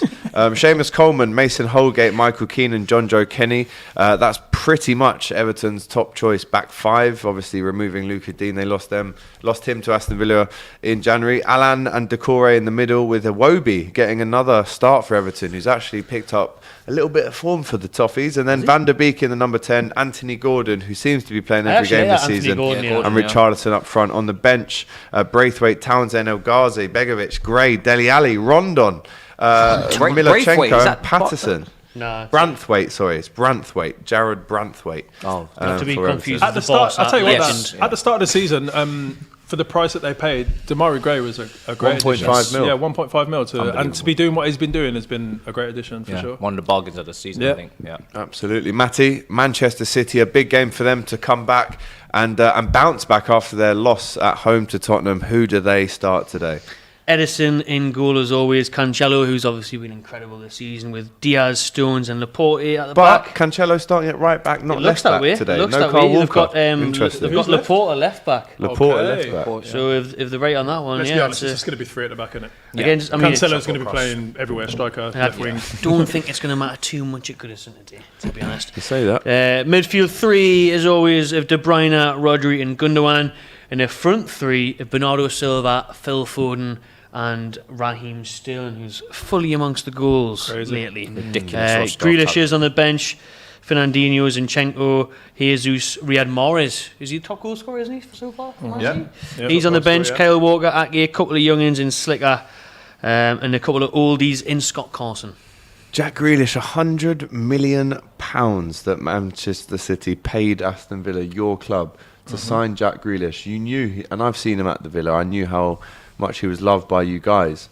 But 100 million at this stage, considering what you spent that money on and how he's performed at Man City, are you not thinking that's one of the best deals in terms of an Aston Villa perspective ever? Oh, 100%. I feel like as much as you want to keep, obviously, your best player, if we're not a title challenging team, if anything, he's done us a massive favour. He said, I'll only go for 100 million. And fair dues, cool, thank you. Like we'll take that. Like, and as great as he was, and I'd love him to playing in the team now. I feel like him and Coutinho in the same team could have been amazing, especially with him being at his home turf of Aston Villa and feeling like the man, like feeling like the king.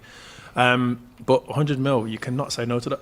And when we had obviously different with Hazard, but when you receive so much money for a player like that, you are able to reinvest in the squad. You would never probably have Coutinho and Grealish in the same team because 100 million, like we need to remember in wages what that is. Like forget the transfer budget, what you get to add to your wage budget if you get 100 million, at least flat 25 out, a year. It's incredible. Yeah. It's incredible. So it's a great business. Do Villa fans still have love for Grealish then? Considering he kind of was loyal and then he went for such a big fee and he was able to rejuvenate your squad. I think he's been brilliant. I'll be honest, I was disappointed in the Villa fans when we played them at home and when he came on, like the boos. Yeah, for me, I feel like you clap him to come on, and if you're going to boo him, just boo him when he's on the ball. Yeah. Just like, but initially, like look at like he saved us to keep us in the Prem. Yeah. He basically got us up back to the Prem. Like Super Jack, man. Look, I got love for them, man. Yeah, I think if you can't get love, if you're Grealish for Villa, I don't know where you can get love leaving a club at this point. But I feel like they're just trying to put him off. Like obviously he's coming on, you're going to give him a little boo. It's a little thing, but I feel like you just have to respect it. Like he was better than Villa at the time. He's saying he wants to win a league. He's in the running to win a league. They're still playing Champions League football now. Let's be honest, they're probably the favourites to win that as well. So it could be the best thing for him. You mentioned Grealish and Coutinho maybe playing in the same team. Allier reminds us that actually Grealish looks up to Coutinho. You've seen him in interviews saying that he watches him, De Bruyne. Yeah. So for Grealish, and Lukaku. What? Yeah. Grealish loves Lukaku. Grealish I didn't know loves that. Lukaku. That's such a weird one, isn't it? When he was at Inter Milan, though, he was scoring with his left, he's scoring with his right. He's Champions League. Strange though, yeah. So different position. Right, let's go back to Old Trafford because time is slowly running out for Manchester United. Only 10 minutes to go here for them to get a goal and finally win a home game. It's been some time. They've drawn a lot there. They've had some difficulties at Old Trafford, especially with these kind of teams that they're facing, especially Watford today. And obviously Ben Foster, you saw the comment that he made about Manchester United when they last played, that they were an easy bit of a rollover team. It proved to be that way. It was Ole Gunnar Solskjaer's last game as United manager, the reverse fixture in this. But time's running out for United. They've made all 3 subs as well there. They've brought on Shaw, Sancho and Rashford. And they've got to try and pluck a goal because, again, the pressure on there. If they can't beat Watford, who are in the bottom 3 at home, when they're in pole position for top 4 and they're just blowing it. Blowing it. Cristiano Ronaldo. Playing Conference League? UCL, it's still, I've been saying this, it is still the UCL. So, there's a little clause in the contract, I'm sure. You want to play in the UCL? Okay, we give you UCL football. There you go. It's right there in front Oh, of they you. might not get it, though. Well, UEFA Conference League, that's what I'm saying. Oh, right. I should have read the small print, Chris. Yeah. No, we did mean the Conference League. Sorry, mate. 84 minutes gone at Old Trafford, unless something happens now, which, again, it can happen because we know it's Manchester United. We know it's Last Old minute Trafford. penalty. We've seen it happen before. Can they pull it out the bag? There's been a sub at Brentford. It looks like one of the goal scorers, Joe Willock, going off maybe. Yeah, he looked like he took a knock there. I think he may have even dislocated his shoulder. Awful landing there off the ball. It looks like his knee maybe. Has he gone off? I'm not or sure is if he just- has. I saw him off, walking off. but, Maybe he's still on. Might be getting to that Uday special says story. Ralph out, Ole in. I think that's been done, and it's been proved that it doesn't quite work. Bailey says, Alex, can you show the panel your Godfather T-shirt? Amazing. Yeah, no problem at all. The games are a bit quiet, so I don't mind. This is, of course, the Cop Father T-shirt, which you can buy. There you go. I got you, bro. Appreciate it. 10%, 10%. Cop TV 10 at checkout. Lovely that, So lovely. Make sure that you get one of these out next week. We've got Cop Fellas as well. So thank you, Bailey, for giving me that little bit of a plug. Alier says, Alex, tell the Villa fan, would you take Joe Gomez from Liverpool? Obviously, you have been linked. He started last week against Norwich. It was only his first start in 15 months, though, in the Prem. He's the kind of player that I could imagine Gerrard taking under his wing and really looking after. 100%, I would take him. We've just no disrespect to the man, but we just took Callum Chambers, and I would 100% take Joe Gomez over Callum Chambers. So I would not say no. Yeah. Can you see him leaving? Yeah. I think he will probably leave. You've got Konate, Matip, Van Dijk. Trying to get in over all those 3 is not really realistic, especially with the injury issues he's had as well. You want to get that regular football back under your belt if you're gonna, get back into the conversations of the England squad, which is the conversations he was in when he was playing for Liverpool when he first made his debut, and he was starting regularly next to Van Dijk, and he was looking like when Matip was injury prone as well. So I think Aston Villa would be a good move for him. Yeah, I think that would make sense. A red card in the game at Preston. Liam Lindsay on the 84th minute gets sent off. But there has been another goal in the Championship, and it's a late equaliser at home for Bournemouth. Dominic Solanke, who's maybe scored 20, 22, 23 goals this season now. He gets an equaliser at home to Stoke. They were 1-0 up in that game for a long time. Just looking back at Joe Willock's goal there, Matty, that's a great finish, isn't It's it? a fantastic finish. And like what I was saying, Willock... He's definitely off now. He's come off now. He's off now. And, Jamal Lascelles is on, ex-captain.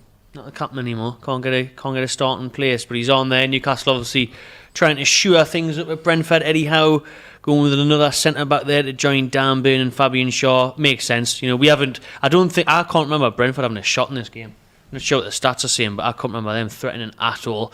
It's been all Newcastle. Does that red card stop them from threatening you? Well, potentially, but sometimes, like we said, it's 10 men sometimes can work against you because the goal behind the ball hit you on the counter, but Brentford just haven't been able to get going here. And let's not forget, that in the last 8-9 games they've been without a win. Brentford are really, really struggling. 1 point from the last 18 now, including this game.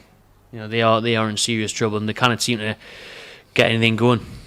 Simply not good enough for Brentford, who, let's not forget, do have good players. You look at Tony coming on just there, Eriksen, maybe they can form some kind of relationship there. It looks like it was a yellow card there for Bruno Guimaraes, was it? Was it? I'm not sure what happened there. Maybe, I'm not too sure. Right, 87 minutes gone at Old Trafford. Still no goals, Matisse. Yeah, I know you're buzzing about this because obviously you're not a fan of Manchester United, but if they draw at home to Watford, what kind of message does this send out to the rest of the top 4 fighters? that they're not serious. They're not serious for the position. And I was speaking about it with, Arsenal, Tottenham and West Ham fans in midweek, all on one show. If you guys had strengthened in January and really taken that window seriously, you would have been one of you would have been in pole position to really dominate. Because I think there's, Conte is obviously a massive factor at Tottenham. He's by far the best manager in that scrap. Give him a few more players in the wing-back positions and strengthen his team. He could have been pulling away. Arsenal, they're looking good, but if they got that striker in, I know they chased Vlahovic for a long time, but if they got that striker in to replace Aubameyang, they could have pulled away. And West Ham, they've always been a very good team, in recent years as well. They've been looking good, but they don't have the depth. Again, they're running Antonio into the ground. The midfielders, they can't rotate. They're losing midfield battles against Leicester, etc., just because of the sheer amount of games they're having to play. If they had strengthened with that Czech Republic stakehold, they could have potentially pulled away. So I think all of those teams in that race will be maybe kicking themselves that they didn't take the window more seriously, because the money that you get for Champions League football probably replaces the money you spend in January to get Champions League football. So it probably balances out. But Manchester United, like I said, they're not looking consistent. I know they haven't lost in the last 5 and whatnot, but there is a lot of draws in there, and it's just very disjointed. And listen, the Champions League, they're still in it, but at some point I do believe they'll get found out in that competition in the latter rounds if they get through past Atletico, and it will be a poor season, no trophies and outside the top 4. It's a shocker for Manchester United if that's how it ends. You mentioned West Ham as well, and I just want to shout out to Bowen, man. Yes, Gerrard Bowen. Yeah, if he does not make it into the England squad, I will be livid. Yeah, He's got to for the next one. He has to. Out of that form, he has to. Yeah. If Conor Gallagher's making it, I'm not putting him down, but he's been in form. He's made it in. So the England team's got to stop being picked on names, isn't it, and start being picked on players that are playing well. For sure. Yeah. I think. Do you think he deserves a call up? Gerrard Bowen. 100%. He's our best right-sided midfielder at the moment. Yep. Yeah, there's an argument for that, but again, we go back to the names thing. Does he get and does he get in the team, or does he start over the likes of Rashford, Sterling, Sancho, Mount, Foden? He starts over Rashford and Sancho. Yeah, he doesn't start over Sterling. You play Sterling on the left. Foden, Mount. Foden can play centre. Mount. Depending, season, but really. I'd go with season. Yeah. You got to at least give him. You got to at least give him a few games. He's got to be in the squad. Yeah, he's got to be in the squad. He doesn't have to start, but he has to be in the squad. And then even then, you still got to give him some playtime. Yeah, I don't think there should be a conversation between Bowen and Rashford. I think Rashford has excelled in counter-attacks mostly from what I've seen at Manchester United as well. Bowen, I think he can do a bit of both in possession and on the transition. And I think for England, they need to start picking the ability over the name. Like I said, Rashford done great things, of course. He's had good times with England, but he's not in form. He's not playing well for me. I wouldn't look at him over Bowen at all. Do you know what? That first game at the World Cup in November, it's going to be so interesting to see who starts for England. Could be a lot of change. There could be a lot of changes compared to how the last tournament started.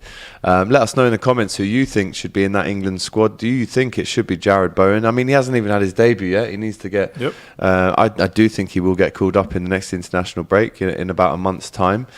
So very, very interesting. Who would your surprise inclusion be for the World Cup? Let us know in the comments. 90 minutes gone now at Old Trafford. Still no goals. Still looking bad here for Manchester United. What a result this would be for Watford. I'm assuming there's a few minutes at a time. We're already on 91 minutes, and there has been another late goal in the Championship, Matty. Bournemouth 2-1 up now at home to Stoke. Jamal Lowe in the 89th minute there. Big goal for Scott Parker's Bournemouth as they get a win over the Potters there. And the last sub for Newcastle at Brentford as well. Miggy Almiron coming on as there's a break and play. And another goal for Blackpool there. Huge win, 4-1 at home to Reading. Massive results there in the Championship.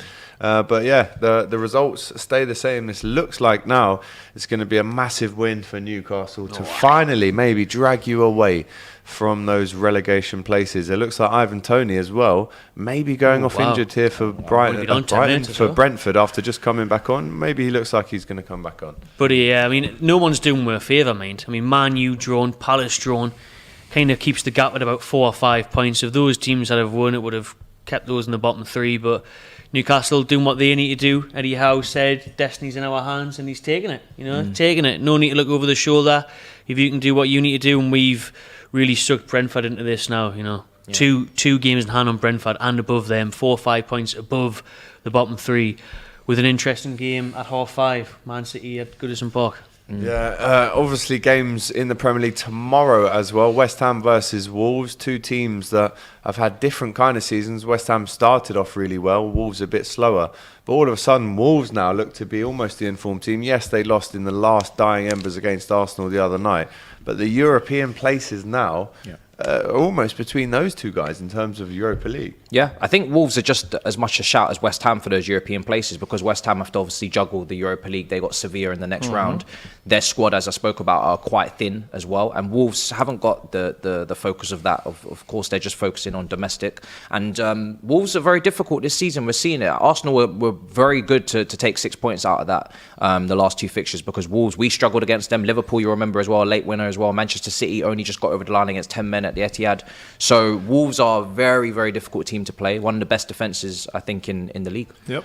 Right, the result has been confirmed at Old Trafford. Manchester United 0, Watford 0. A massive point for Roy Hodgson and the Hornets away at Old Trafford. Unbelievable result that is. Poor from Manchester United. I can't wait to see the excuses for this one, Luke. The Man U fans have the biggest excuses in the world. I feel like because they're so used to being in the Fergie era, they still believe that it's in them, but it's not in them. You just have to accept it. Just accept it. Accept it. You're done for. You're out. You're playing against Villa and we're battering you, and then you're just getting VAR to get you the goal. So shout out to Watford. They got the result. They got the result of us as well. So, like, is what it is. I'm not even... Like, we lost 1-0 to them, and Man U, on paper, are probably, like, the third best team in the Prem. I'm not even going to pretend to be neutral. It's crazy. Like, I am so happy with that result. Like, Manchester United Football Club ruined a lot of our childhoods, you know? Oh, for me, I'm with you on that. Moscow. I'm with you on that. Moscow, seeing, you know... Before that, though. Yeah, it was Moscow, terrible for me. you know, three leagues in a row, just the utter dominance that they had, you know, and I have to go into primary school after losing the title to them. In the last day, we drew to, I think, Bolton or Wigan, and they won the Premier League by a point against us, and then in 2008, and then they go and win the Champions League final the next week against us. I'm here for this. I really am. I'm very much here for this. It's not like you haven't got over that stuff. I'm fine. Absolutely fine. Yeah, big result that for Watford. A couple of super chats coming in as well. point. We will talk about United's result and what it means for the league very shortly. But again, another full time there at Selhurst Park. Crystal Palace won, Burnley won. Another great result for Burnley away in the Premier League. Benny asks, surely on current form, Ramsdale earns the start over Pickford in the World Cup. Yeah. 1,000,000,000,000%. I don't think there's an argument in that. I'd agree. Ramsdale There's one has to man start in the for world, England. though, who disagrees, and that's Gareth Southgate. Yeah. Because Southgate absolutely adores Pickford. Yes, Pickford has been good in England, penalty shootouts and stuff, Colombia and, you know, and Switzerland and that other Mickey Mouse tournament, but what was it again? What's that little The Nations tournament? League. Nations League, yeah. do you know what I mean? Danny's Scoring penalties, scrapping. saving penalties, one nice one. But at the end of the day, Ramsdale on form, Yeah. he's the one. He's Yeah. got to be. But these are the key decisions that Southgate has to make, right? Does Southgate does can't make key decisions. Well, he then cannot make them. scrap the Villa World Cup legend. then. I don't care if he's a Villa legend. I would be playing at Power League, and Gareth Southgate can come over and be like, "Luke, you need to shut up, man. I don't care for you. I don't care for you. Who are you? Oh, you know what I can't mean? be saying that. Nah, man. Who bro? are Took you? us to the final. We took us to the final. And manager, the hardest game we played was Germany. 2-0. Germany. That's the hardest game we played. I don't rate Let's stay Southgate, back. me, like- That's a hard game, though. Yes, I know. Harder than Other than that, when we've had to play Belgium in the World Cup, we got smashed twice. Smashed. Like played off the park. Beers with the lads. Every other game we should win. Italy, okay, cool. We done all right. We scored very early, but we should have made some changes earlier than when we did. Brentford, please. Look, I feel like any manager could have done what they've done with England. Honestly, I don't think Southgate is the man for us, and I will say this. I've been saying this for ages. No, I'm with you, man. I'd happily take Wenger. I'd happily take Jose Mourinho. Wenger, why not? I'd take anyone. I wouldn't. I'm not crazy. I wouldn't go for those two, but I do think there's definitely been progress in terms of obviously blooding in the next generation. However, now we're here in this for me, golden generation of players. Like, I think it's the best England squad and the most balanced England squad because you've got your Rice and your Phillips as well, DMs, which England have sometimes lacked in terms of quality. You've got like a serious crop here. You've got to take advantage. And for me, I agree with you. You've got to move on from Southgate. But this competition for me will be his last chance. I'm telling you, the majority of other managers would have won that tournament for England.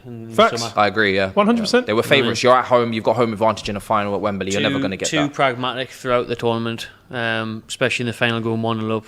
Blew it for me. Like, should have won that tournament. Another super chat from RAK who says, guys, would you say Ben White deserves to be called up to the England squad ahead of Harry Maguire? Yep, he does. But again, these are the key decisions that we spoke about. Get in! 2-0 Brentford! At Brentford. Yes! Newcastle, not only do they win away from home in the Premier League, but they keep a clean sheet as well. What a result. Matty Renton, what's your instant match reaction to that? Absolutely delighted. 14th. Dizzying heights of 14th now for Newcastle after being stuck in the bottom three all season. Big win for Newcastle. The biggest thing about it is dragging Brentford below it. 2 games in hand on Brentford now. They're in the mix. Everton are in the mix. Leeds are in the mix after being pumped.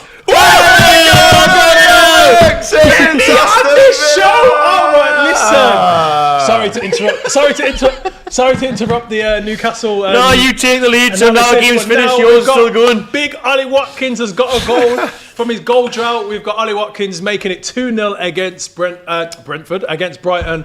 Buzzing, absolutely buzzing. Let's go, man. Like you see how we get excited about being 14th.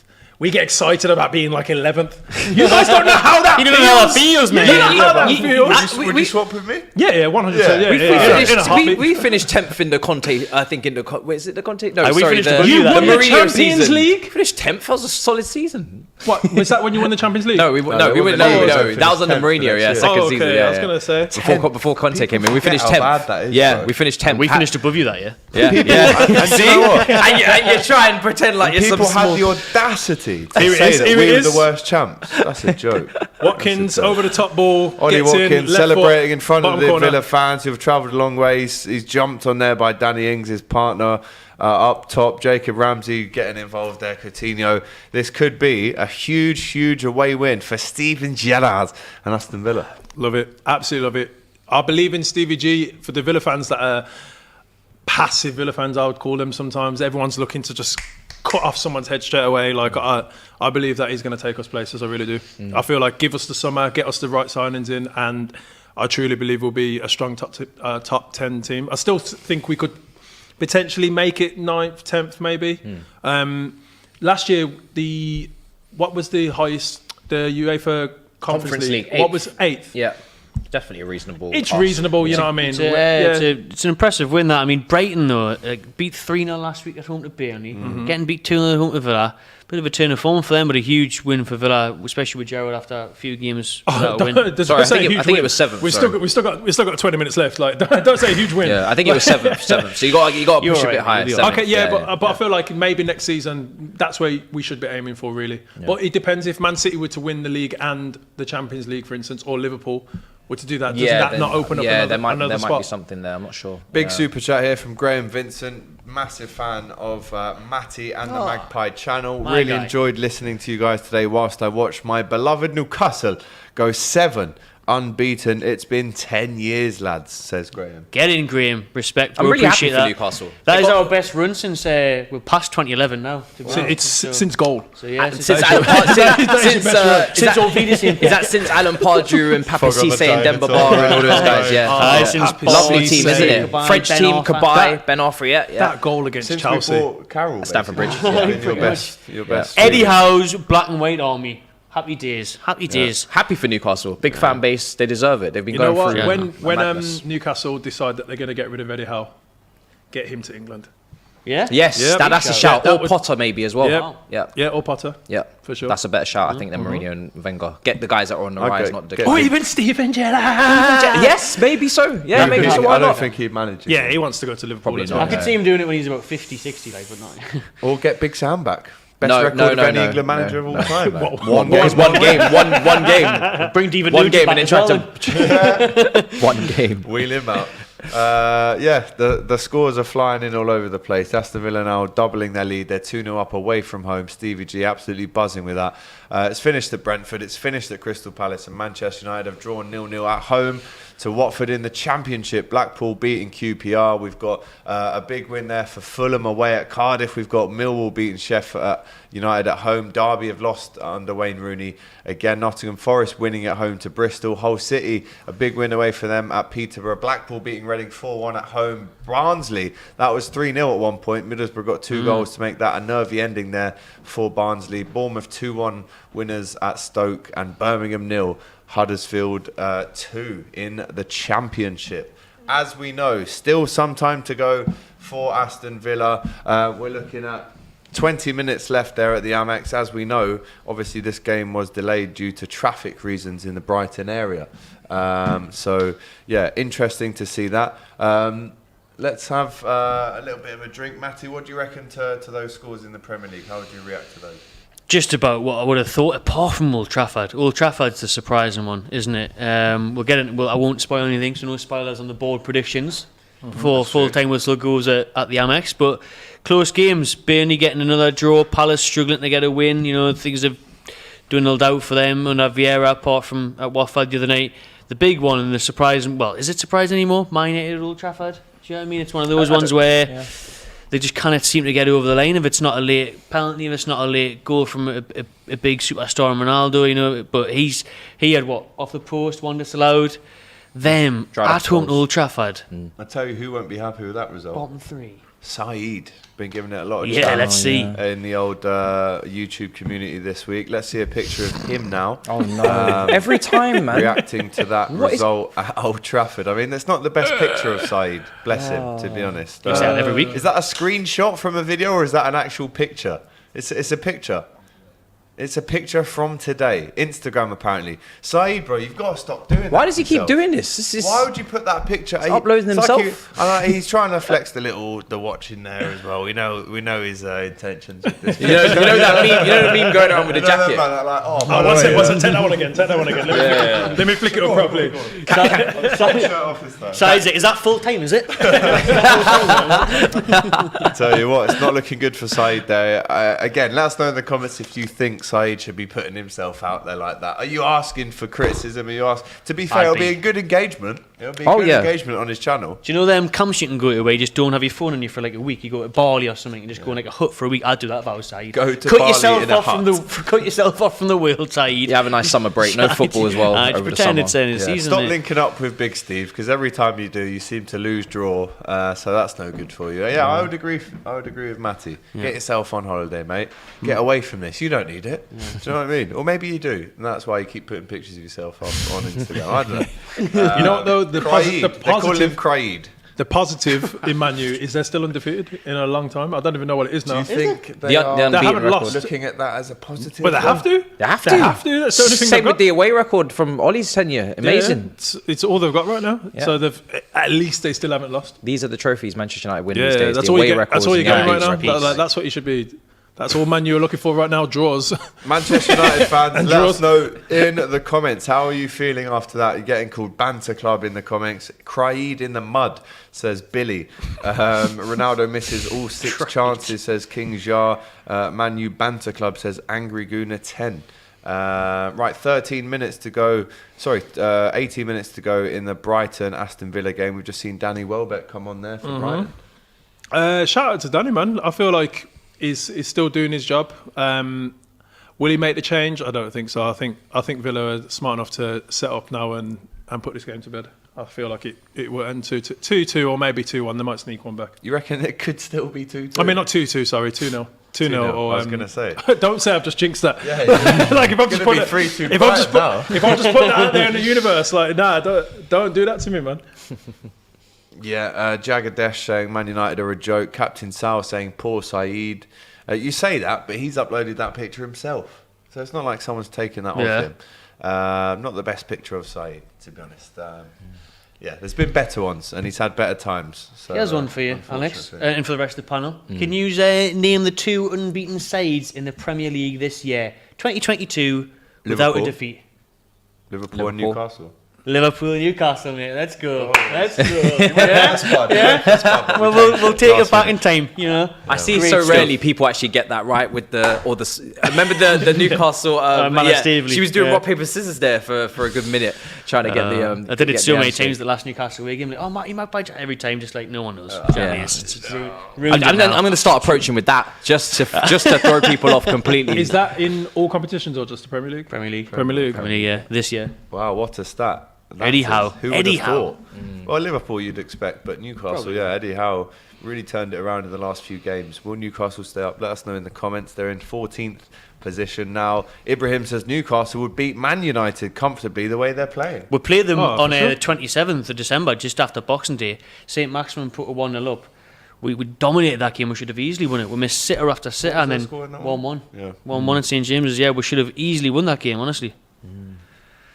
Dan Byrne, should he get an England call up? What do you think, guys, from Tiger Studios? He's actually been unreal, you know. And before he came to Newcastle, he was brilliant for Brighton. So we'll never know. Maybe in the squad, see how he does. Interesting. Right, let's focus on Chelsea versus Liverpool tomorrow. Of course, we've been doing content outside the ground with Lewis. We've had Doyle, we've had Pippa, we've had Abby. And tomorrow night we've got an amazing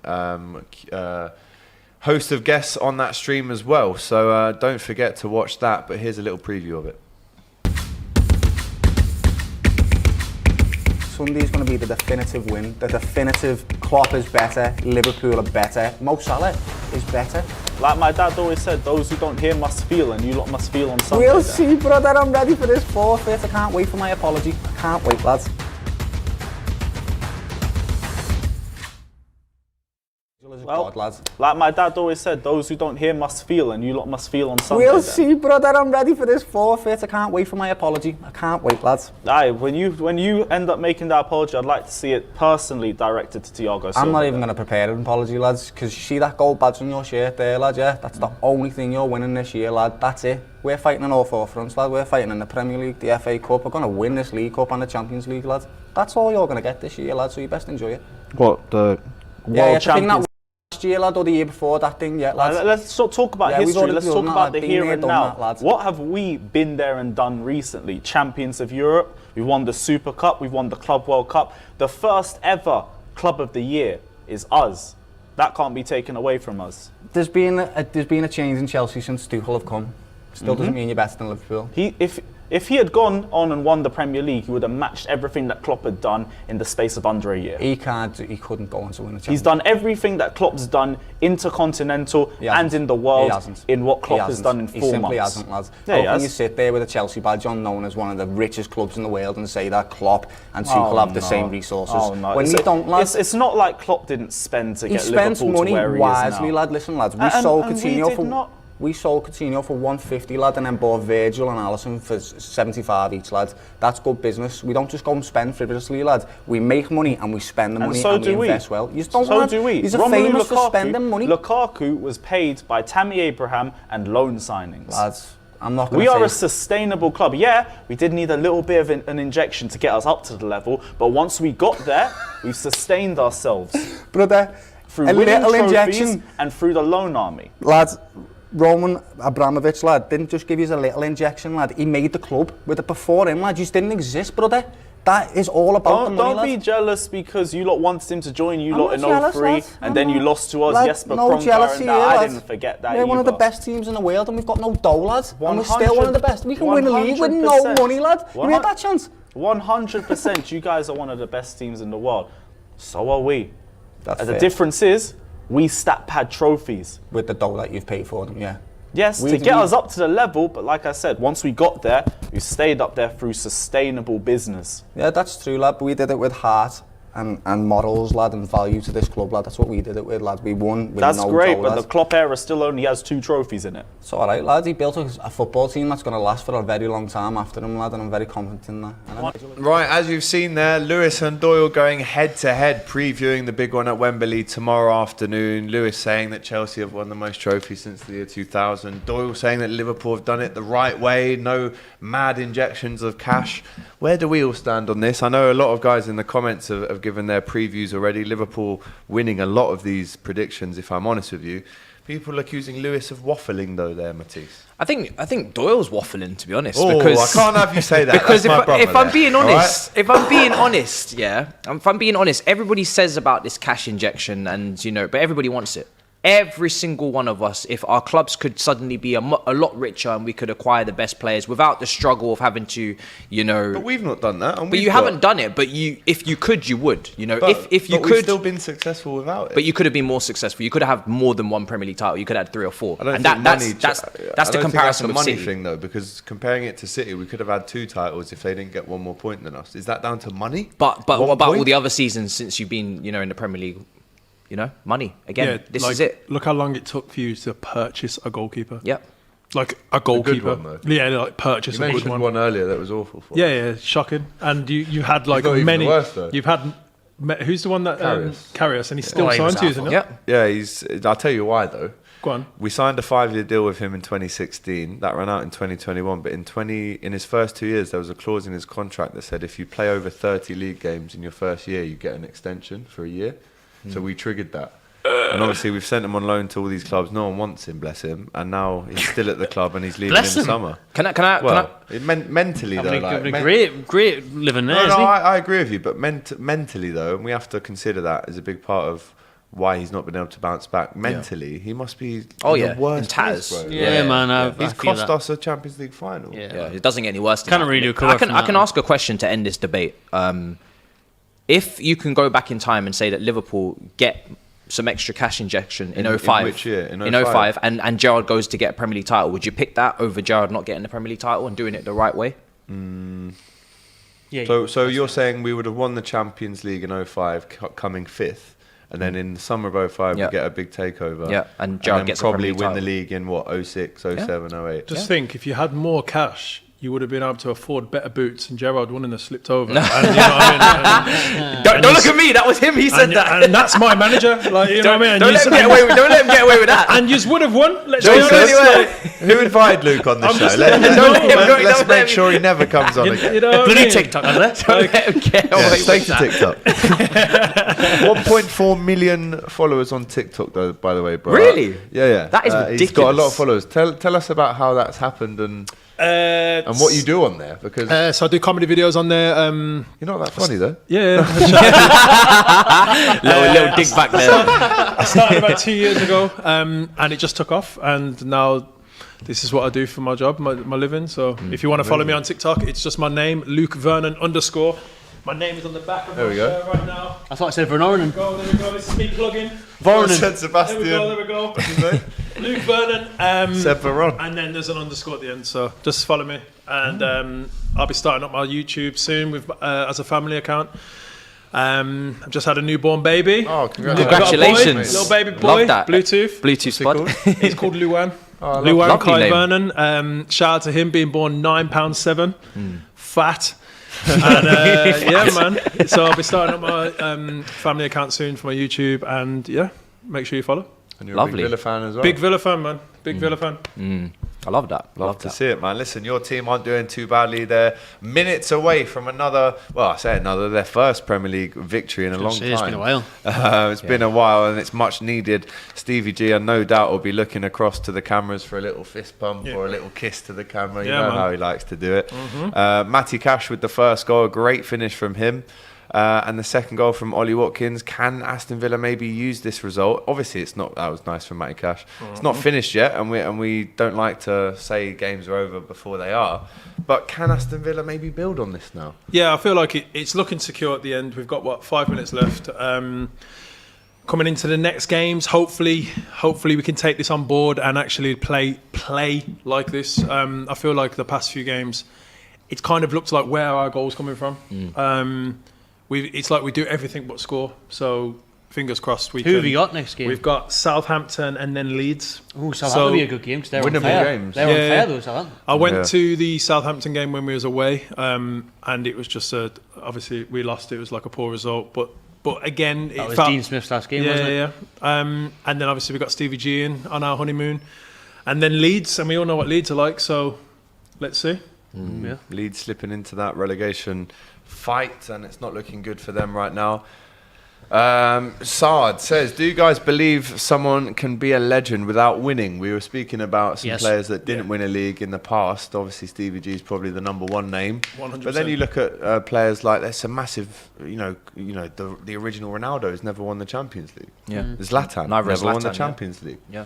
I think you, of course, you can be a Was legend good, without wait, winning. Alan Shearer. Did Alan Shearer win? He never won the league. Alan did he? Shearer won the league with with Blackburn. Blackburn. Oh, he did Yeah. with Blackburn. But Okay. he came with 2 FA Cup finals. Newcastle lost them both. Both against United. One Or against Arsenal. Chelsea. Oh, One yeah. against Chelsea. Yeah.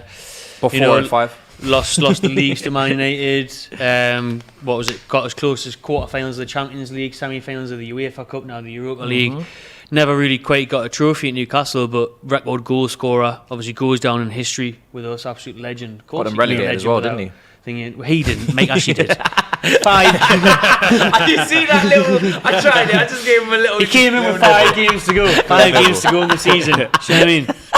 I knew that would spark something. I knew it. Trying to ring me D. Immediately. Massive kickoff as well at 5:30 in the Vanarama League. That's Oh, Chesterfield versus Yeovil. Funny fact, as we all know on the show, well, you might not, but my dad used to play for Yeovil and scored a Shout lot out of to goals Pops. for them in the 80s, actually. And I believe one of the Chesterfield players, his stat just came up, used to play for Yeovil, scored 20 goals. So that'll be an interesting one. But, of course, with all due respect to those guys, the biggest game at 5:30 is Everton versus Manchester City. We're 15 minutes away from kickoff at Goodison Park. You can guarantee there's going to be noise at that stadium today when the kickoff whistle goes. Do you think if Everton can, and again, the word can is being used very loosely here, if Everton can get a result today, does that maybe make Liverpool the favourites to win the league? With goal difference, it does, doesn't it? So Yeah. It all boils down to you. It's at the Etihad, isn't it? The game you used to play against them. That's what it all boils down to. Because for me, I can't see Man City dropping points. I can't see Liverpool really dropping points till the end of the season. So for me, it all boils down to that huge clash at the Etihad between City and Liverpool. But at the same time, stranger results have happened when teams are fighting for their lives, and Everton are 17th now. Do you mean Everton are 17th on the table, so they need to start picking up points? You could see maybe a draw tonight, but I wouldn't have thought so. If Liverpool go level on points, I think they're favourites for me, because Man City's motivation will be that Champions League. That is the last thing that Pep has to get. He has to. They're favourites for the Champions League this season.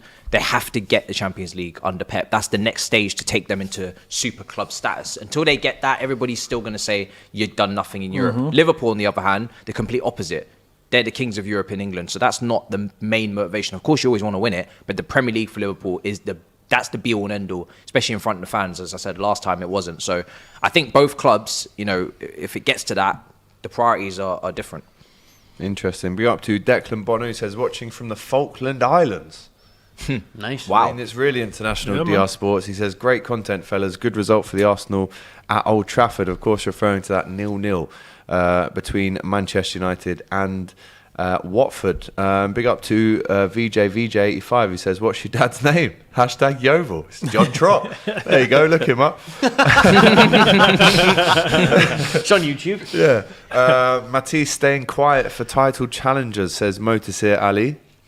I'm not title challengers anymore. Change. The Slowly, game's been changed, quickly unfortunately. dropped off that race, Yeah, didn't you? Man United were also meant to be title challengers as well, but they're not involved in that conversation. So Absolutely not. Absolutely not.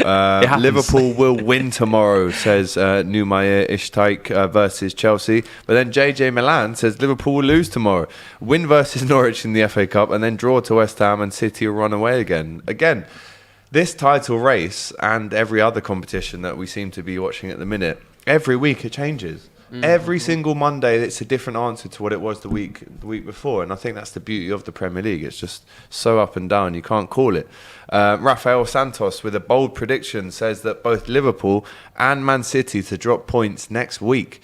Liverpool next week. Who have we got? We've got Liverpool have got. I should know. West Ham. West Ham at home. And Do you know what, guys? I just have to say, in this Chesterfield versus Yeovil game, both captains Good to see. are holding up a Ukraine flag. Now, hopefully this makes the national news. I don't see any other Premier League team doing this today, but that's quite something. And it's actually given me a couple of goosebumps, Yeah, boys, it's good to because, see. listen, we're not a political channel. We're not going to comment on the rights and wrongs of what's going on in the world right now, but we know what is right and what is wrong. And it's amazing actually to see, especially two lower league teams that aren't even in the Football League, to be showing support for Ukraine like that and holding up the flag. That was beautiful to see, wasn't it? It is great to see, yeah. Ask a question for you, though, Alex, for a change. Now you're always dishing out the questions. Go on. 5:30 tonight, it's close. Will you be cheering on Everton? Yes, Your rivals? 100%. Yeah? 100%. Hoping to do you a favour. Frankie Lampard. Listen, it could be Everton, it could be Manchester United. Whoever's playing Manchester City now, I'm supporting the opposite team. And that's not to... Understandable. And Man City fans are doing the same to Liverpool. That's just how it goes when you're at the top. Listen, if I could choose for it to be another team playing them tonight apart from Everton, then I would, because I don't necessarily like supporting Everton. However... listen, forget about who I'm supporting. Everton need to win this themselves. And the fact that some of their fans actually do want Manchester City to win, it just shows you what kind of club that is at the minute. I could imagine Everton fans coming away from Goodison tonight, though, being beaten 4-0 and be like, nah, well, at least Liverpool aren't going to do it now. So could be worse. They're going to say they're going to do a Lampard. They go, at least Liverpool aren't going to win, but we are going to go down. But seriously, And seriously, Championship. And if they end up getting relegated and Liverpool still end up winning the league anyway, because it's in their own control, and that would be something as well, wouldn't it?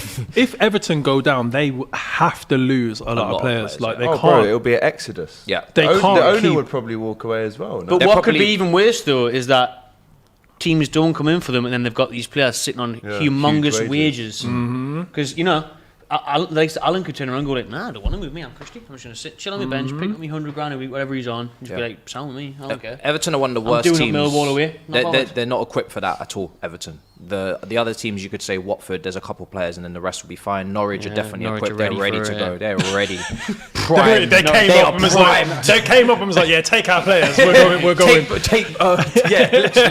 Please Take take them. Buendia. Yeah. So they're primed, ready to go down. John Campbell? No? Yeah. Oh, okay, cool. Cookie's still here. You can still take him. Aaron's? Are you sure? Are you sure you don't want Aaron's? He's English, you know, remember? But yeah, Everton are not primed at all for that. Big up to Agent E, big Liverpool fan. He says, come on, Everton. Jack Burton says, great professional display from the Toon. Matty, up the mags. With the black and white emojis there. Big up to Mukhtar, who says, City play Villa in the last game. Gerrard can do a bit for Liverpool. There you go. Maybe he could pull it out of the bag for Villa and make Liverpool champions. Who knows? Final day madness. Can we get another Aguero? Who Maybe knows? we Who knows? Salah. That Phillips. He's on loan at Bournemouth now, so that won't be happening. Ali A says, Alex, are we winning the first quadruple? Do you know what? Don't. Normally I would say absolutely not, there's no way. But we're in the final of one, so it's almost a triple, That one's in right? the bag, It's I almost a think. treble, because I do think we'll win tomorrow. However, the Champions League, the Premier League and the FA Cup, to win all of them, it's only been done once. However, the question that I ask myself is who's going to beat us in them runs? No, the Liverpool, if they get an injury to a couple of players, No. it changes You can't everything. chuck that at us anymore. But it is a thing. Because we had Mane and Salah out for a month, bro, and we won every Yeah, but game. not in the latter stages of the Champions League. I think if you was to, there's certain players in your team that are irreplaceable. Is that really what you? Is that the thing But that's going to also, I stop just us don't- from I don't winning the think- quadruple I injuries? don't think you have. My yes, question is, who's going to beat us in them runs? 1 second, boys. Aston Villa 1 have second, won. boys. A 2-0 win for Steven Gerrard at the Amex. A clean sheet for the Villa. What is your instant match reaction to that, Luke? Loving it. Stevie G getting us the win. Hopefully this pushes us on to next week now. Fingers crossed we just continue to go. I feel like there's teams that we've got coming up that we can get results out of anyway. So if we can get ourselves into the top 10, I will be extremely, extremely happy as a Villa fan. Massive result that for Aston Villa. Matisse, let's go back to you. 'Cause I Chelsea. know- That's the whole point here. Who's going to beat you? Chelsea tomorrow. I predicted a 2-1 win. How are you going to do the quadruple if you lose? Right. We're there. Ask us again next Saturday. Yeah. No point chatting about it anymore then. Matty was like, tomorrow's in the bag. I said, excuse me? I think it is. I think the only thing that you couldn't is the FA Cup as well, but Champions League, I think it's City's in the Champions So League. as a Liverpool fan, what if you had to pick? Are you going for the Champions League again or the league again? Like if League.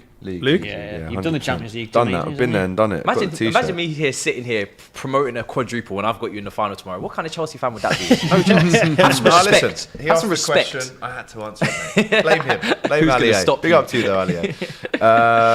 Or Agent E says, Origi! I can almost hear Yes. it. Oh my god! That's a Oh shout, my you god! know. I can That's hear that actually as a well. shout. You can hear that. Origi wins the Premier League. Oh my god! Unbelievable. Imagine, yeah. It's going to happen. I'm manifesting it into society and the wider world. world. Man City beat you in all three, says Rafael Santos. We will see. They definitely don't want Liverpool in two legs in Europe. Trust me, Man City don't want that smoke. Right, what a show it's been today, guys. We've had goals flying in all over the place. We've had Newcastle winning. We've had Aston Villa winning. It's almost as if you come on this show when your team's on at 3 and you win. Undefeated. Liverpool won last week. Yeah. You won last week as well. Yeah. Not too bad. Yeah, get me back on the show. What a show. Don't worry, you'll be back. A massive performance from all of us today. Let's start on my left. A big round of applause for Matty. So great performance there on the Saturday Super Show. Good luck tomorrow, mate. On my left again, it's Matty Renton. Another great performance on the Saturday Football Show. Another massive win for Newcastle. The good luck charm. Stick around, undefeated. bro. And on my right, a great performance on his Saturday Football Show debut. A win for the Villa as well. It's man like Luke Vernon. And it's Aston Villa. Aston Villa FC. And just before we go, we should reveal to you what we thought the scores would be today. Let's see who's won this week. Matisse, are you ready to reveal your scores? Let's see them. Wrong side there. Brentford 0, Newcastle 2. Oh, he's nailed it. He's Well nailed done, it. Sunshine. 2 points for Matisse. Well done, But son. Palace 3, Burnley 1. Yeah, no A points. 2-2 between No Brighton points. and Villa, and obviously a 2-0 points. Manchester. 2 points in total. Matty, what have you I got? think that is quite similar. I had the old 2-0 Newcastle. Shocking handwriting again. Brighton 1, Villa 1. Palace 2-0, and then 3-1 Man U, so 2 points for me as well. 2 points 2-2. there. I've gone Brentford 1, Newcastle 2, so a point there. Crystal Palace 3, Burnley 2. So what was the score of that one? 1-0? 1-0, So yeah. no points there. 1 point for you. A point there for my Villa prediction. I thought you'd win 3-1, and I thought United would win 2-0, but they didn't. So 2 points to me as well. Wow. Can Luke steal it on his debut? And this is why I do not bet. Brentford, Newcastle 1-1. Crystal Palace, Burnley 2-1 to Wrong. Crystal Palace. Man U 2-0. We all Wrong. went 2-0 Man Oh, U. you didn't Yeah. even back your boys, Didn't you even back your boys. I just thought us both your coming boys. off a loss. I thought, you know what? This is the best thing about being being a fan. If you bet against your team True. and you get the It's a winner. result, it's a True. win-win. Remember, So- gamble responsibly when the fun stops. Stop. So yeah, I get 0 points, So and that's why I don't bet no more. 2 points, 2 points, 2 points. We've all drawn there. Let us know if you've enjoyed the show. Leave us a comment, and don't forget. We're very, very close to 200,000 subscribers, 195 we've got. All we need is that 5K. So make sure, if you haven't already, press that subscribe button. And, of course, press the notification bell if you haven't already too. Right, the Saturday Football Show. It's been a great one. We're off to watch Everton take on Manchester City. And, again, Seamus... Wow, look at this, guys. I have to say that's it before brilliant. we Here we go. go. Seamus Coleman and every single Everton player are wearing Ukraine flags right now. Again, sometimes football goes way beyond football. This is a society thing now. Obviously, Everton's new left back is Ukrainian, and they've got a big. And Zinchenko is crying. This is what I mean. I've got goosebumps, guys. My hairs are standing up. This is incredible, and it goes way beyond football. Every single player is wearing a no war T-shirt with the Ukraine flag on it. Man City and Everton have both got flags draped around them. That's incredible to Yeah. see, boys. Yeah. Love to see it. I love Brilliant. to see that. Amazing. We know what's right and we know what's wrong in this world, and what's going on right now is definitely not good. And we need to make sure this does not happen. Zinchenko, full of Breaking tears. down, yeah. Wow. And you have to say, your heart goes out to him, and especially all his people of Ukraine right now. Everyone here at DR Sports stands with them. And what a way to end the show, on an emotional one. Again, the Saturday Football Show on DR Sports finishes again on Saturday. We'll see you next time. Take care.